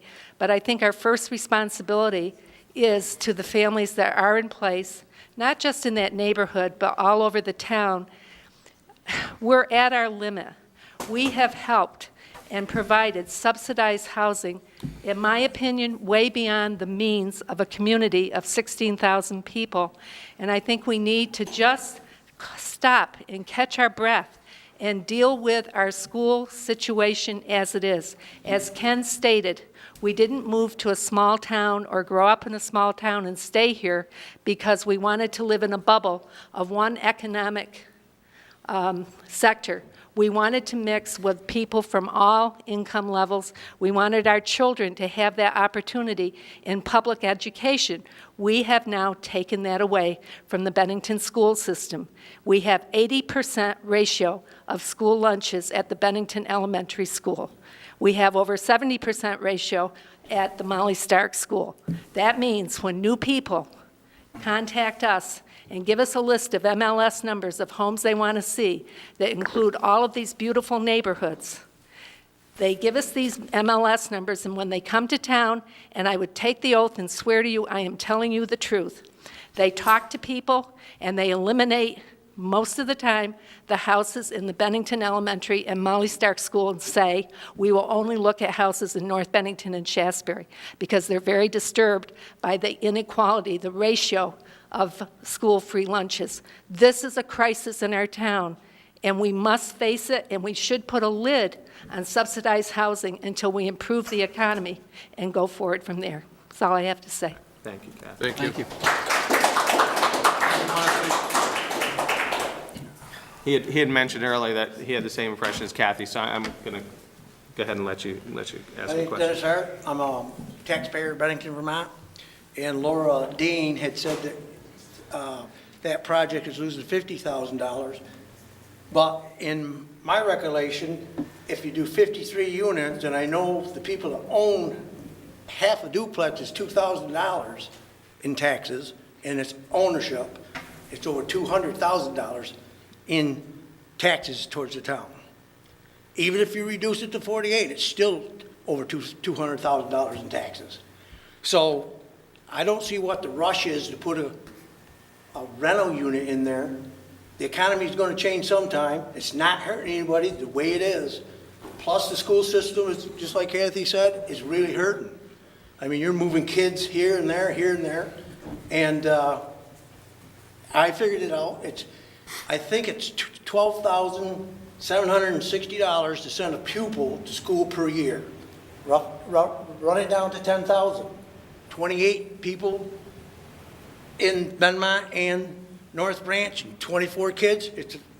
They go by 1.5 students per unit, because some don't have any and some have some.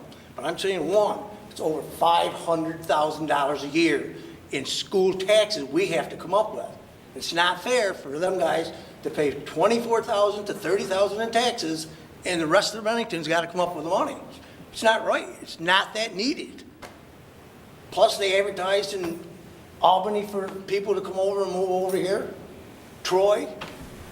I go by the North Branch complex because that's where I go to work.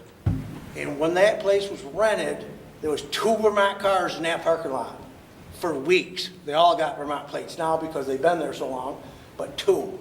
It's all I could find. I drive in there sometimes at 8 o'clock at night and look around and look. There was 2 Vermont cars. So what we're doing is put low-income housing in to bring other people into town, and we just can't afford it. We got too many houses for sale. We got people that want to rent apartments. They have to lower their rent, can't even make their mortgages. You're telling them to leave. People have been here for years. I've never heard anybody that I talked to give a bad statement. They all say, we don't need it, we don't need it, we don't need it. Some of them start telling me about their lives. I worked 3 jobs to get where I am. Now I got to pay for these people. And it's ownership. Appleman's project was ownership. You put these units in 10 years down the road, they need a new roof. We all pay for it. It's another grand. They need a new furnace. We all pay for it. It's another grand. You got to consider this stuff. You do $24,000 is nothing for taxes. He and John Broadwick said it'd be 24 to 30, more or less probably the 24. So, and the other thing I talked to Greg about was the DRV board, and I'll see Dan about that. Okay. Thank you. Thanks. Thank you. Okay. right, we're going to close that. Sorry if I abruptly closed that. I thought everyone had gotten up. We're going to move to number 6 on the agenda. I got a lot of notes on here. Ratification of the board. This is an action we took that we should have brought up in public session. Well, and I can't confirm that we did or we didn't.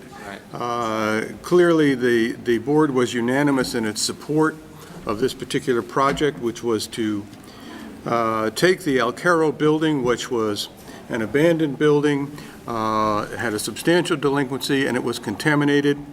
We had attempted to sell it at tax sale, got absolutely no interest, mainly because of the contamination, which was estimated to cost around $100,000 to rectify.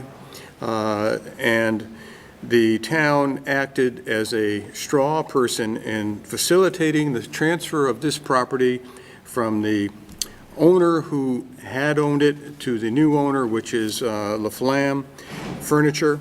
And unfortunately, if we took an action in open session, I did not write a minutes addendum to follow that.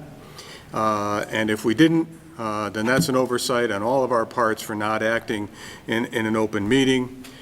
We certainly announced the closing when it was pending. We did a press release. The banner carried an editorial outlining the article, the agreement pretty well. But in order to rectify the situation, the deficiency, this board must act in open session to ratify the actions of the board and the manager to facilitate the acquisition of the Alcaro property by its current owner. So ratified. A second. I have a second. Sharon, any discussion? Basically, the only reason we're here is because of this moment in time when we acted as a straw. When what? I'm sorry? When we acted as a straw straw, man. we held title for about that long. As long as Less than 5 minutes. Yeah. Yeah, and that was, this was a board consensus that was required in executive session to allow the contract to go through between the current owner and the previous owner. And I agree, I do not believe we ever did anything in open session. I believe we did the press release after that, but that was it. So, you have a motion on the floor. Any other discussion? All in favor? That is unanimous. Thank you. Thanks for catching that, Stu. Well, actually, it was pointed out to me when I went looking for the minutes on a public records request. Gotcha. Okay, next is the, set the tax rate. Yes, you have before you the calculations by Melissa Currier, our finance director. She is proposing that the general fund tax rate be set at 56.53 cents, the highway fund at 36.37 cents, and the fire fund at 7.91 cents. It is essentially a 2.5% increase in the combined town tax rate. The fire fund is actually level funded or level taxed. The rate is level. The highway fund is up tenths of a penny, and the general fund is up about 1.8 cents for a combined 2.45 cent increase in the tax rate. And I present that to you for your action. Okay, we need a motion to set that tax rate. I move we set the tax rate with a total increase of 0.245 cents. Okay, we have a motion. A second? Jim's, all right, Jim second. Any discussion, board? This is in line with what we were anticipating at budget time. It is exactly in line, oddly enough. We had projected about a 2.45 cent increase at our last meeting when we adjusted the budget slightly to account for the Coker Drive landfill activity. And lo and behold, we hit it right on the mark. Anyone else? Michael? I don't want to get schizophrenic, but we're talking about this tax rate, and yet John McFadden has a set of proposals in front of us to reduce tax rate by 5% each year. So I've got to figure out, what are we doing here? So, Increase the budget. so the way I look at it, we are seeing an increase here, and generally what that means, if the tax rate is going up, then revenue generated isn't as much as our budget has gone up, essentially, right? And so that's what we're seeing here, and I'd like to see a change over the next year. I think this sets a starting point, and we have to move forward from that. I don't think we can change this like Justin said. This was discussed at the budget meeting last year. I think it was anticipated. Obviously not what we're looking for, but we'll make moves in the next year to try and change that.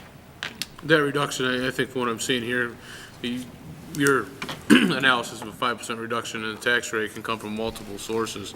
There's multiple ways of doing that, granulous revenue. Right. And so, raising, keeping budgets in concert at budget time and looking for ways to save money at budget time. Not so much as where we have to set a rate to meet the budget that we've already created. Correct? Is that the way you see it too? yeah, and I went a little further in our first quarter goals to look at the tax rate by breaking it down into these different categories and then also having a total so we can see it move. I mean, the goal is to know our history and then to try and push ourselves in the right direction in the future as well. So this is a change, something that hasn't been done yet, or maybe it was years and years and years ago, but I haven't seen it done. So I think in terms of looking at this initial tax rate increase was anticipated, not what I'd like to see in this upcoming year, but I'm going to vote for it here tonight. Anyone else? Okay, we have a motion on the table. All in favor? That is unanimous. Tax rate's adopted. Thank you. All right, next item is the late filing penalty for the HS 122. It's the homestead declaration that we dealt with that a year ago, and when it was first initiated. Stuart, can you give us a little rundown on what's been Yes. changed since then? Last year, the legislature actually altered the law dealing with either late filings or inaccurate filings of the HS 122, which is your homestead declaration. And the law now provides that a town may assess a penalty of up to 3% on those who have inaccurately filed or those who have not filed in time. Now, what the time frame is by September 1, you have an opportunity to correct your filing, and we try to get the bills out in mid-August, so it gives people a couple of weeks to get in touch with the state tax department and get their filings corrected so there's no penalty assessed. Last year, what the board decided to do was maintain a $15 penalty, which was the penalty in the prior year under state law that was allowed. That money comes to the town because we generally have to correct tax bills in the case of changes that are made. What we found last year after the board had voted to do this and leave it at $15 is the state was correcting the tax bills and sending tax bills that showed the 3% penalty. So it created a lot of work for us to reduce that penalty on individuals who were either inaccurate in their filing or late.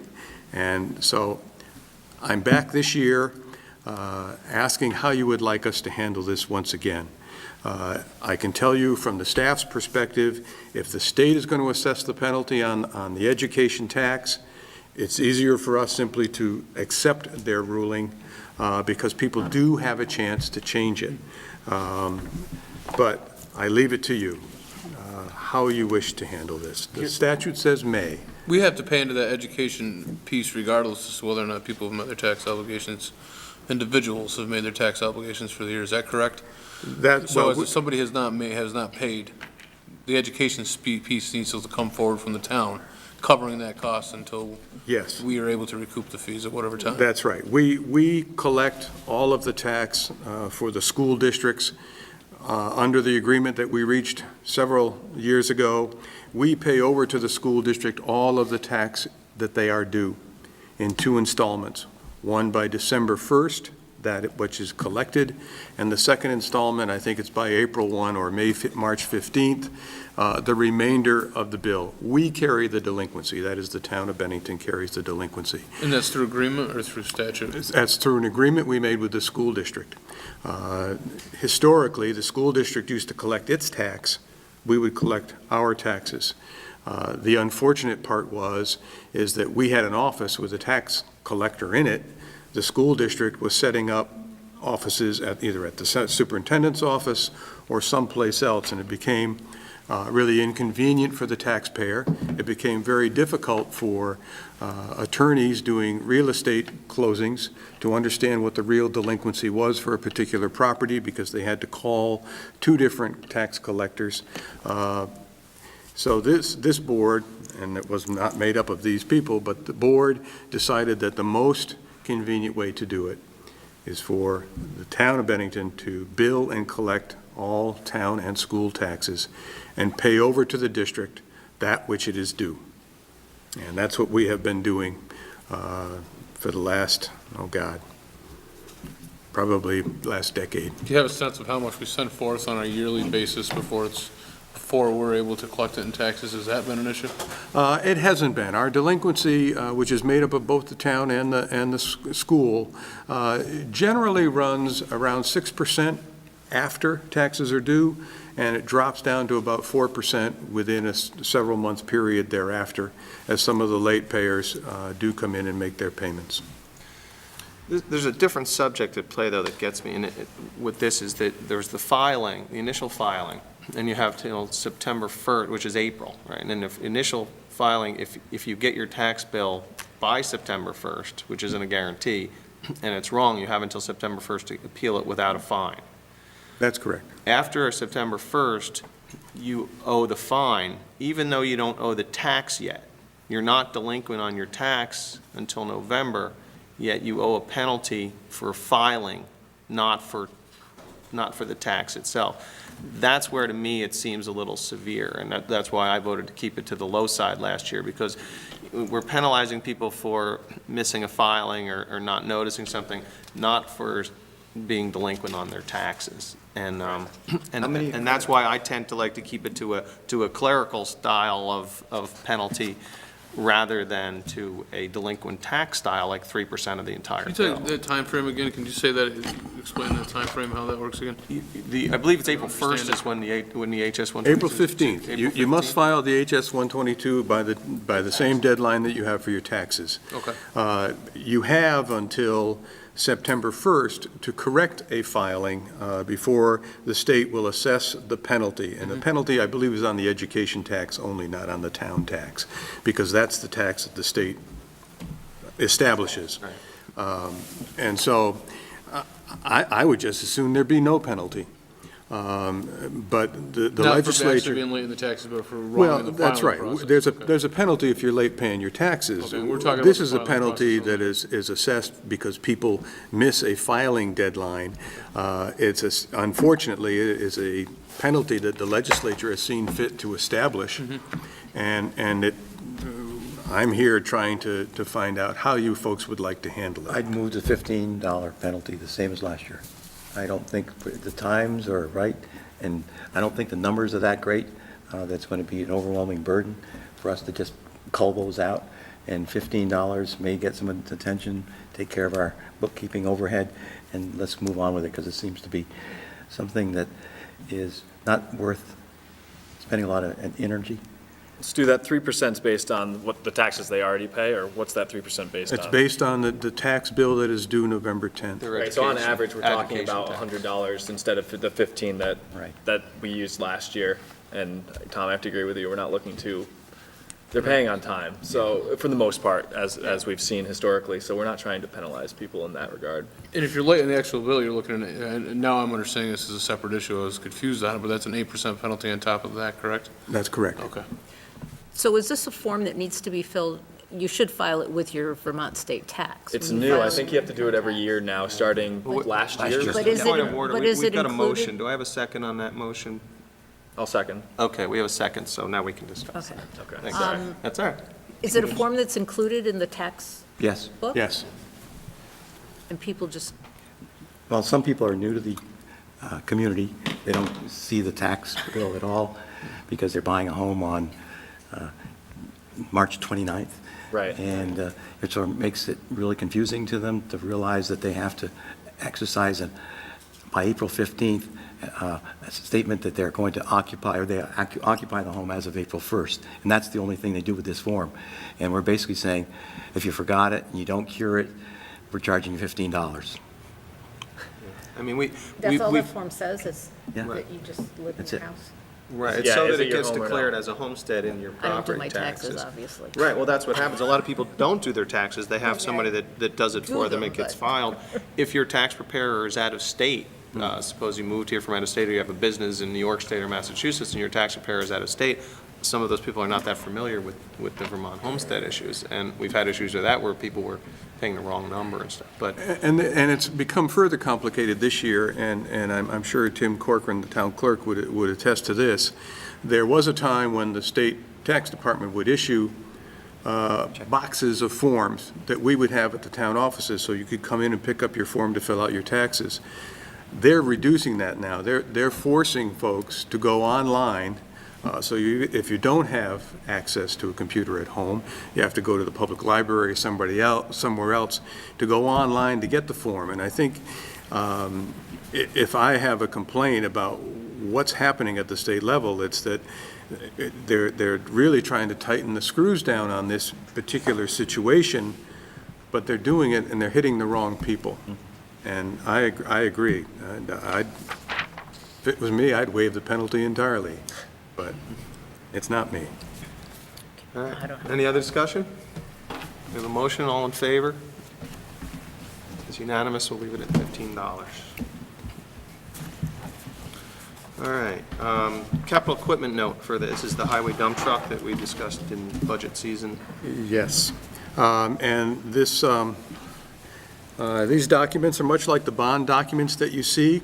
This is for $166,645. It is a borrowing through the Capital Equipment Fund of the state of Vermont. In this particular case, it's administered through People's United Bank.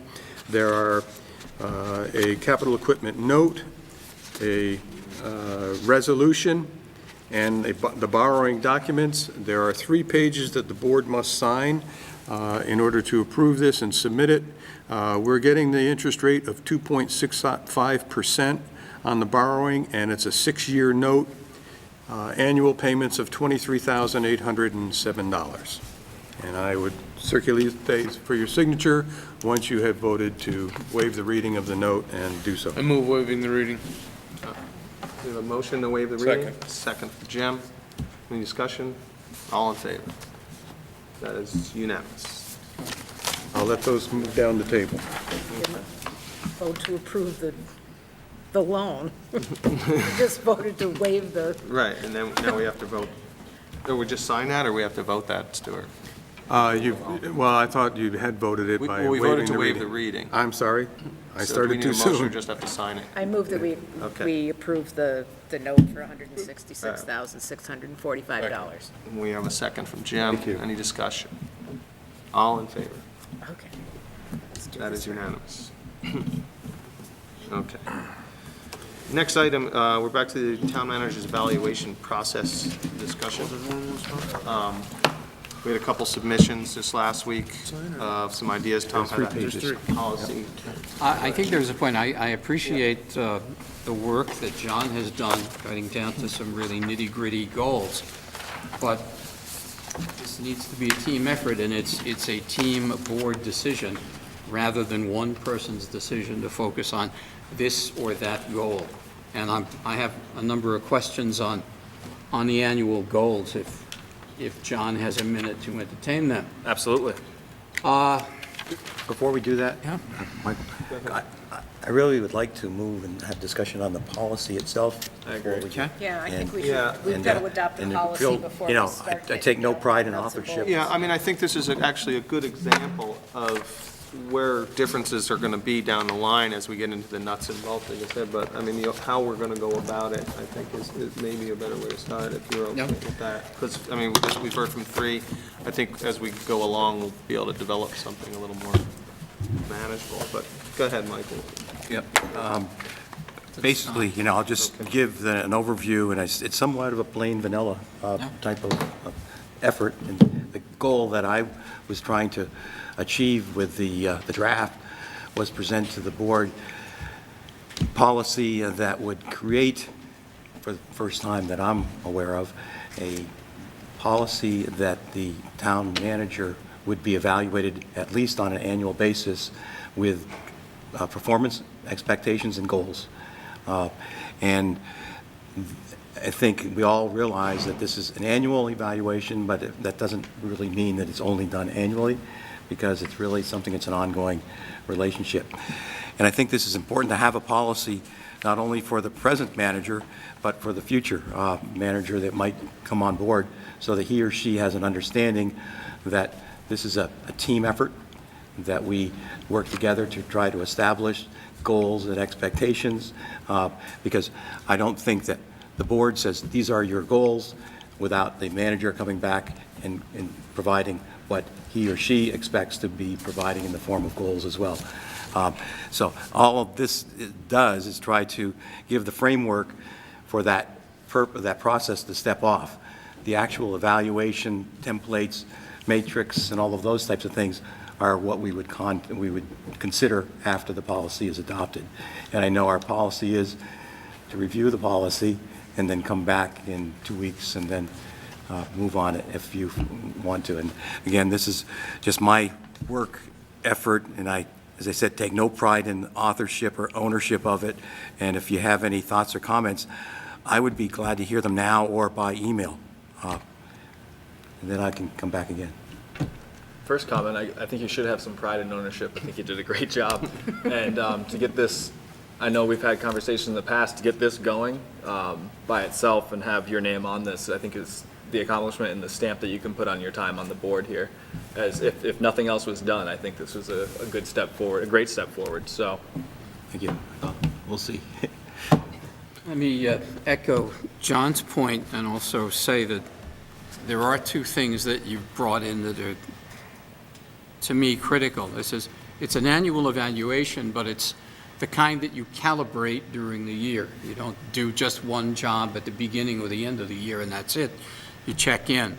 And that the town manager, whether it's Stu or someone else in the future, also has the opportunity to set goals and to do a self-review that the board looks at as well. I see this as a 360, that we're involved. I think when we do our evaluation, the process, we're also evaluating ourselves to a certain degree, and we can hold ourselves accountable for failing to hold our team accountable. That's pretty much a standard business practice. All right. Anybody else on that? I guess my question would be, do we want to all review, send notes back? How do we communicate and get this going? I would suggest with Tom as the author that maybe we take the week and go over that again. I was very happy with how concise it was and direct it was, and I think it's something we could implement fairly easily and then see if how it works. Maybe spend a week and give it some thought and just direct any comments to Tom. Come up with a final draft of it. Right, and then have a further discussion, maybe decide whether or not how to implement. And then what about the draft that Michael sent? I mean, this would seem more like. That's a separate issue. The next step in, after we look at your policy. This would be the procedure. Okay. Well, why don't, at the next meeting, I'll offer. If you could, or I'll forward the draft as part of the minutes, so we have that on record. Did you get a copy of that, Stu? Yes, I do. You did, okay. Well, if you could enter that. Actually, it was well-written. Okay. I third everybody's comments. Yeah. That's what makes me most nervous, is how well written Yeah, it was.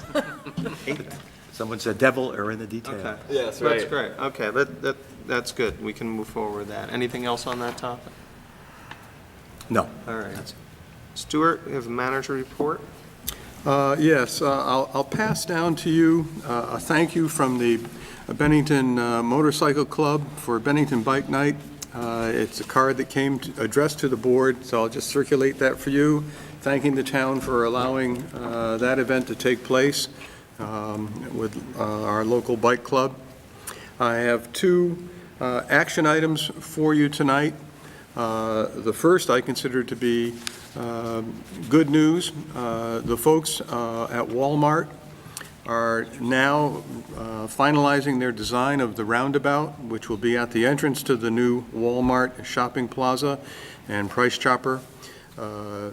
They have asked if the town would be willing to take over the maintenance of the landscaping in the center of the roundabout. And I think if you've seen the roundabout up in Manchester, it's heavily planted, it's very attractive. Staff think that we would love to do that. We would use the Bennington and Bloom Committee to help us with the design. And so if Walmart is willing to work with us to come up with a design, I'd recommend that the town take over the maintenance of that particular section of North Side Drive with an eye to, in the long-term future, the town would actually end up owning or maintaining North Side Drive and remove it from the state highway consideration. So I would need a motion if that's acceptable. Make that motion. Okay, Michael. I'll second that. Second, any discussion for anyone? All the great towns in the UK and Europe, they all maintain the roundabouts and maintain them very nicely. It's a good thing to do. Stuart, how's the Bennington and Bloom been doing? Is that something we think we'd be able to add on to that without compromising their existing mission? Well, we'd have to see. You may have noticed that the rose planting in the island at Northside Drive was removed. It suffered heavily over not this winter, but the winter before. We have come up with a new design that I am in the process of reviewing and hoping to gather some financial support from folks on Northside Drive to help us install it. The last time the state of Vermont participated, as did Jonathan Levy, the owner of the plaza here, heavily supported that planting, and so while I wouldn't be looking to the state of Vermont to help us again, there may be other businesses on Northside Drive that would be willing to spend some money there. We're looking at around a $5,000 planting. It's a fairly substantial planting, but this one will be a lot more disease resistant, weather resistant, salt resistant, and we hope will last longer than the roses did. Although the roses were very striking when they were in bloom. They were very pretty. What's the time frame for construction on the roundabout, do you know? I don't. We're still, their design crew is working with the Agency of Transportation because they have the final design approval. I can't predict. We Has to be in place for the opening of the plaza? yes. So it'll probably be constructed concurrently with the plaza.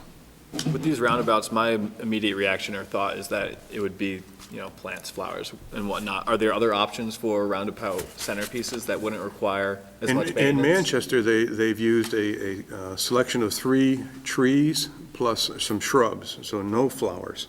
But it makes a very striking statement, and there are trees that actually change color, as you know, during the seasons, and so you can actually accomplish some design considerations with the use of deciduous trees, or perhaps some mix of deciduous and evergreen. But at this point, I'm not sure how big the space will be. We don't know what the design considerations will be. And we would still need to get approval. If you folks approve this, any design would also have to be approved by the State of Vermont Agency of Transportation District Engineer's Office, because it's in the state highway right-of-way. And you probably couldn't prohibit the visibility across the That's roadway. right. Are there any other, statues or something along those lines that we wouldn't have to maintain, that it would still be a nice-looking centerpiece, but it just kind of stands there? Just thinking about money going into it long-term and ways that we could avoid it with keeping a cosmetic We've talked about fountains, appeal. things Right, like a fountain that. might have an expense, might be expensive up front. Right. But if you look at the, yearly cost. Yeah, I really, it's really going to fall to the agency to give us some direction on what they'll accept in that particular location. So if we were to sign off on this, I guess where I'm going with that is if we were to sign off on this, then we're at the mercy of someone else to determine what our annual cost will be to actually maintain that. Well, no, because the design will come from the town, and we're not Okay, going to, that's we're what I was not going to looking for. design something that's going to cost us a Okay. ton of money. We're actually, we're actually getting the We can control. look at a few Yep. different options and see what they find acceptable. Okay. And I'd be glad when we come up with a design that the state thinks is appropriate and we think is cost-effective, we'll bring it back to you. All right. Anyone else? We have a motion to approve that. All in favor? That is unanimous. The second action item is a request from Summit Church, which is a relatively new organization in the community. They're associated with the Baptist Church and in the South. They have been coming into this community, and they're hoping to make themselves a part of the community. They have requested your permission to use the Merchants Lot. And we haven't really done much with the lot since we acquired it. We've been talking about design charrettes and other things that might help us understand how best to use that lot. Right now, it's opened and grassed. They want to do an event on First Friday, August 1st, which is a BBC event. The Chocolate Shop, Village Chocolate Shop, has got some special frozen chocolate idea. And what these folks would like to do is have children's games and then show the movie Frozen on the green there. They will provide us with proper indemnification before they go forward, and I received an email from the gentleman today that that should be coming our way very soon. I don't have it tonight, but we're very comfortable that they can do that. Are they affiliated with any church? Not specifically, and I think that it's the Southern Baptist Church. I think they are, well, I can't answer it, Tom. I don't know for certain. Okay. I mean, I think it's a great idea, a great movie for the kids, but I do get concerned with, do they have a corporate identity, a relationship with, a council or conference, because if we get these requests from any one that purports to be a church congregation, I think we might have some issues. I guess the part that gives me less concern is if they can provide formal indemnification insurance coverage, then it's less Well, a their concern. email stated, though, that it's not a church event. Right. Yeah, but, And they won't be trying to convert people or that's a nice statement. Right. What were your concerns? Can you just outline that again? I didn't. No, it's just that if I would be concerned if it was just a group purporting to be a church. Okay. And coming in to not propose church doctrine, but just using our public grounds for their own purposes. And maybe in this particular case, they have enough identity within the community that that's not a concern, but I don't know the church. Are they the ones up on Harwood Hill? No, they haven't formally launched here. They have, the minister is living here, I think up on Coulter Street. But they talk about a formal launch of the church on September 7th or September 1st, I think, in their email. I did go online and look. They are a church, Southern Baptist, and so they do exist, and they're moving into the Northeast. Correct. Since this is a BBC event, have they solicited the BBC's permission, or have they applied to the BBC to be part of this? I reached out to John Shanahan. He hasn't gotten back to me one way or the other. They are aware of the event. They are aware of its timing. So I'm assuming that there is no problem with it. The BBC doesn't have anything going in the park that night. That was the one. That's thing correct. I mean, originally it's thought just the they moved BBC sponsors that first night event. August 1st, there'll be actually a band on the town office porch, and they'll be doing some other things as part of their first Friday evenings. And theoretically, this will fit right in, but if you folks approve it, I'm going to strongly urge the Summit Church to get together with John Shanahan and make sure that everything is going to be timed appropriately. Yeah, I think I'm over-concerned and overstating my concern but, church and state are still an important distinction, and I don't want this to be the step-off for their church opening on September 7th. If it's a community event, great. Anyone else? Is there a motion? I'll move we approve it. Okay, give a second. Second. Jim, whatever. Any discussion? All right, all in favor? Okay. That is approved unanimously. And as I note here in the informational part of the report, the Police and Public Works Union has notified us of their intent to negotiate a new agreement. The current agreement expires June 30th, 2015. So I will be returning a notification to them that we are willing to move forward with that, and we should probably get together at some point to talk about where our baseline starts before we get into the negotiation with them. Second thing, the rescue pumper truck is due here just after Battle Day, I believe. We have in fact sold the last rescue vehicle, which was the one we held on to, for $84,500, which was top price. And the folks from Indiana that are purchasing it are flying in at about the same time the new truck gets here to take possession of that vehicle. They're very, very pleased with its condition and its what it provides them. So that was a very successful sale. And the last thing is the Northside Drive Phase 4, which is actually the last Phase 5 project, came in about $70,000 under what we budgeted, which is excellent news. The contractor, Zaluzny, is a very good company. We've worked with them before, and I don't have a start date for you, but that project should be underway sometime very soon. Can I just ask a question?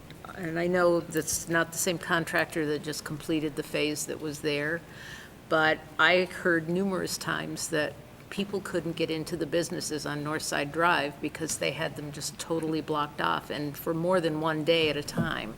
Well, no one was totally blocked off, but there were some very difficult entrances. I can tell you that. Well, to the point that the people that were working on the project were telling people that the business was closed. Well, I haven't heard that one, Sharon, but. I haven't heard that. I traveled that, pretty I traveled often. and I always noticed that at least half of the driveway, or if they had two driveways, one of them was open, while the other was being constructed. There was one driveway, they dug it up not one day, but then they came back and redug it up again after. That's because the sidewalk that was laid was too high, and we made them replace it. And the flow of traffic, I think noticed, that's seemed to be I low, but think I it was don't on the side of the street that doesn't have a sidewalk, but that's okay. Sorry, Justin? The flow of traffic, I mean, I travel that road every day, most people probably do. The flow of traffic seemed to be fine. I didn't really take much note of how. But it was, I guess, getting access to the business. This is in a different location now that we're going to? We'll be starting at the North Side Diner and moving north to the former La Flamme's Furniture lot. Different contractor? Different contractor. We've already met with the property owners that will be impacted. Once again, this will be out of the highway right-of-way. We've actually secured construction easements. It'll be constructed on the easterly side of Northside Drive, and we're hoping that this one will go a lot smoother. I agree, Sharon. We did hear from property owners who were very concerned about the way their driveways were constricted, and unfortunately, it's a construction project that's got to be done.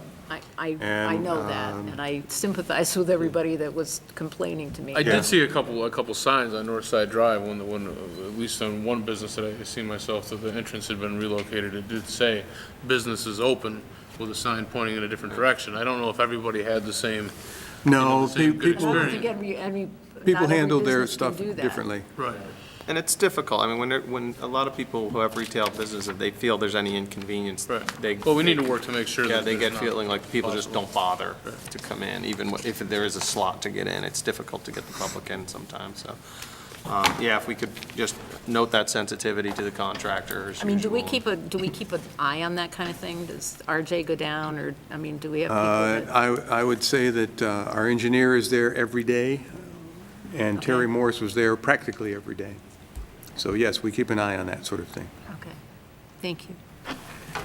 With the rescue pumper truck, the 84,500 that we sold the old one for, wasn't that supposed to go to help reduce the loan towards the new one? Actually, the first sale was of the old pumper for 70-some-odd thousand, I believe. That went to reduce The loan that was... the loan that was coming. This is going to go into reserve because our next major purchase will be a ladder truck. And so we felt that rather than reduce this purchase, because the rate we got for the borrowing is fairly attractive, rather than reduce that further, we wanted to begin to really aggressively pursue the reserves. Ladder trucks go for around $1 million. Do you know what the start date on Phase 4 is? I don't. I don't. It's going to be sometime in August. I know the finish date is before Thanksgiving. Okay. I know last year we ran into some issues with tourist season down there, is that? There's a different group of businesses. We've met with them all individually. We met with them collectively. We have the timing down that they are seeking. Okay. Anything else, Stuart? No, that's it. Thanks. Other business, Thomas? No. Michael? Yeah, a couple of things that, and I'm very sensitive to the listening we've been doing over the past couple of weeks. And the fact that what we've been hearing, that has surfaced so much anger and development of resentment in terms of the Shires Housing Project. I don't mean that in a negative sense, that it's I think Judith Fellows, who is sitting down there, has part of the right point of view. This has inspired people to take a good look at what's happening in the town, to take a look at the town plan, and to take a look at the plans around these things. But the whole subject, as I see it, is really tearing at the fabric of this town, with so many people on one side, and unfortunately, I think, conspicuous absence of a lot of supporters on the other. And I give Jeannie Jenkins a lot of credit tonight for speaking in favor of the project. But we really have to understand that this symptom may not be the root cause of some of the anger and the consternation that we're seeing. And maybe this is very definitely a challenge for us. And I think we just need to let people know that we're listening to that. We're listening to those vibes. And we've got to take some decisions. That's it. Sharon? Nothing, thanks. Just to remind again what Joanne said, it's the Arts Weekend, the Arts and Crafts Festival is this weekend.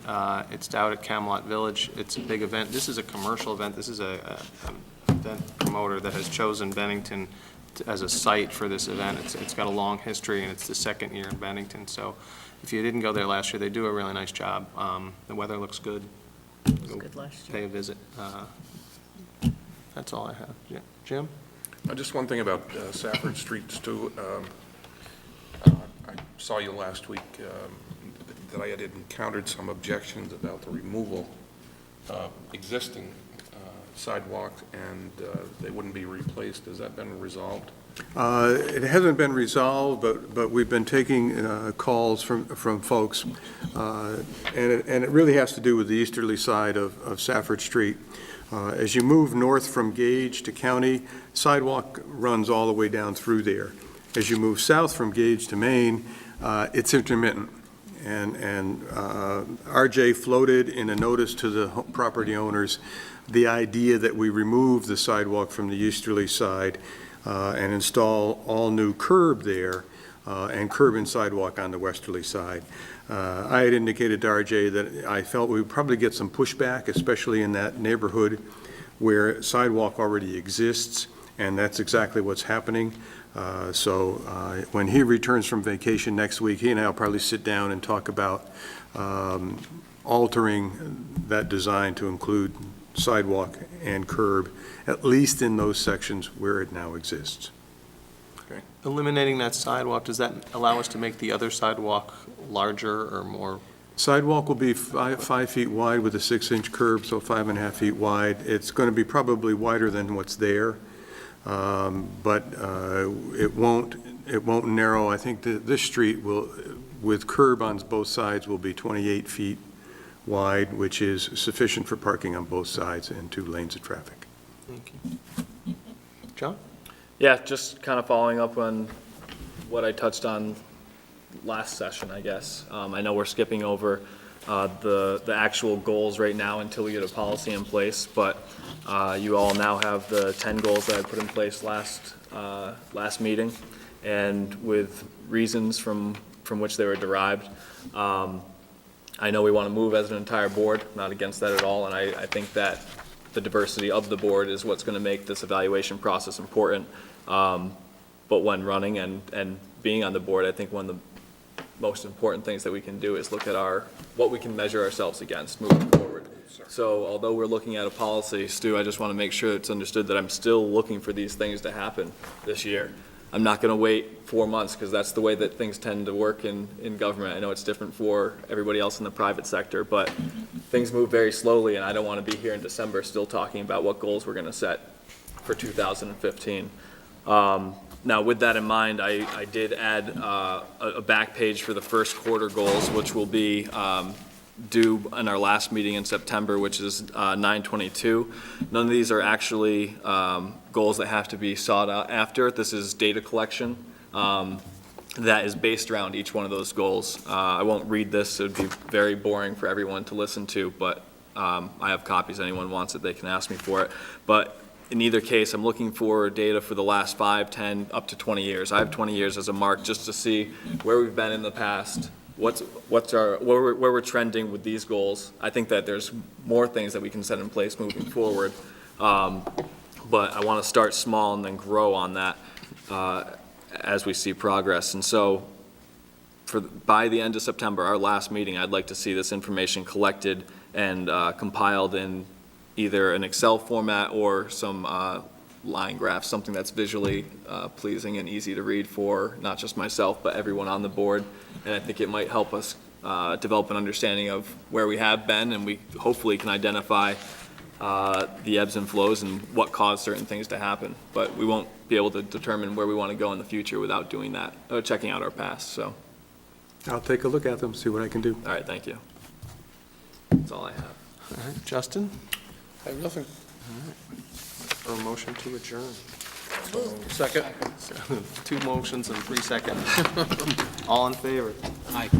17 people Unanimous. voted. Thank you, everybody. Just said.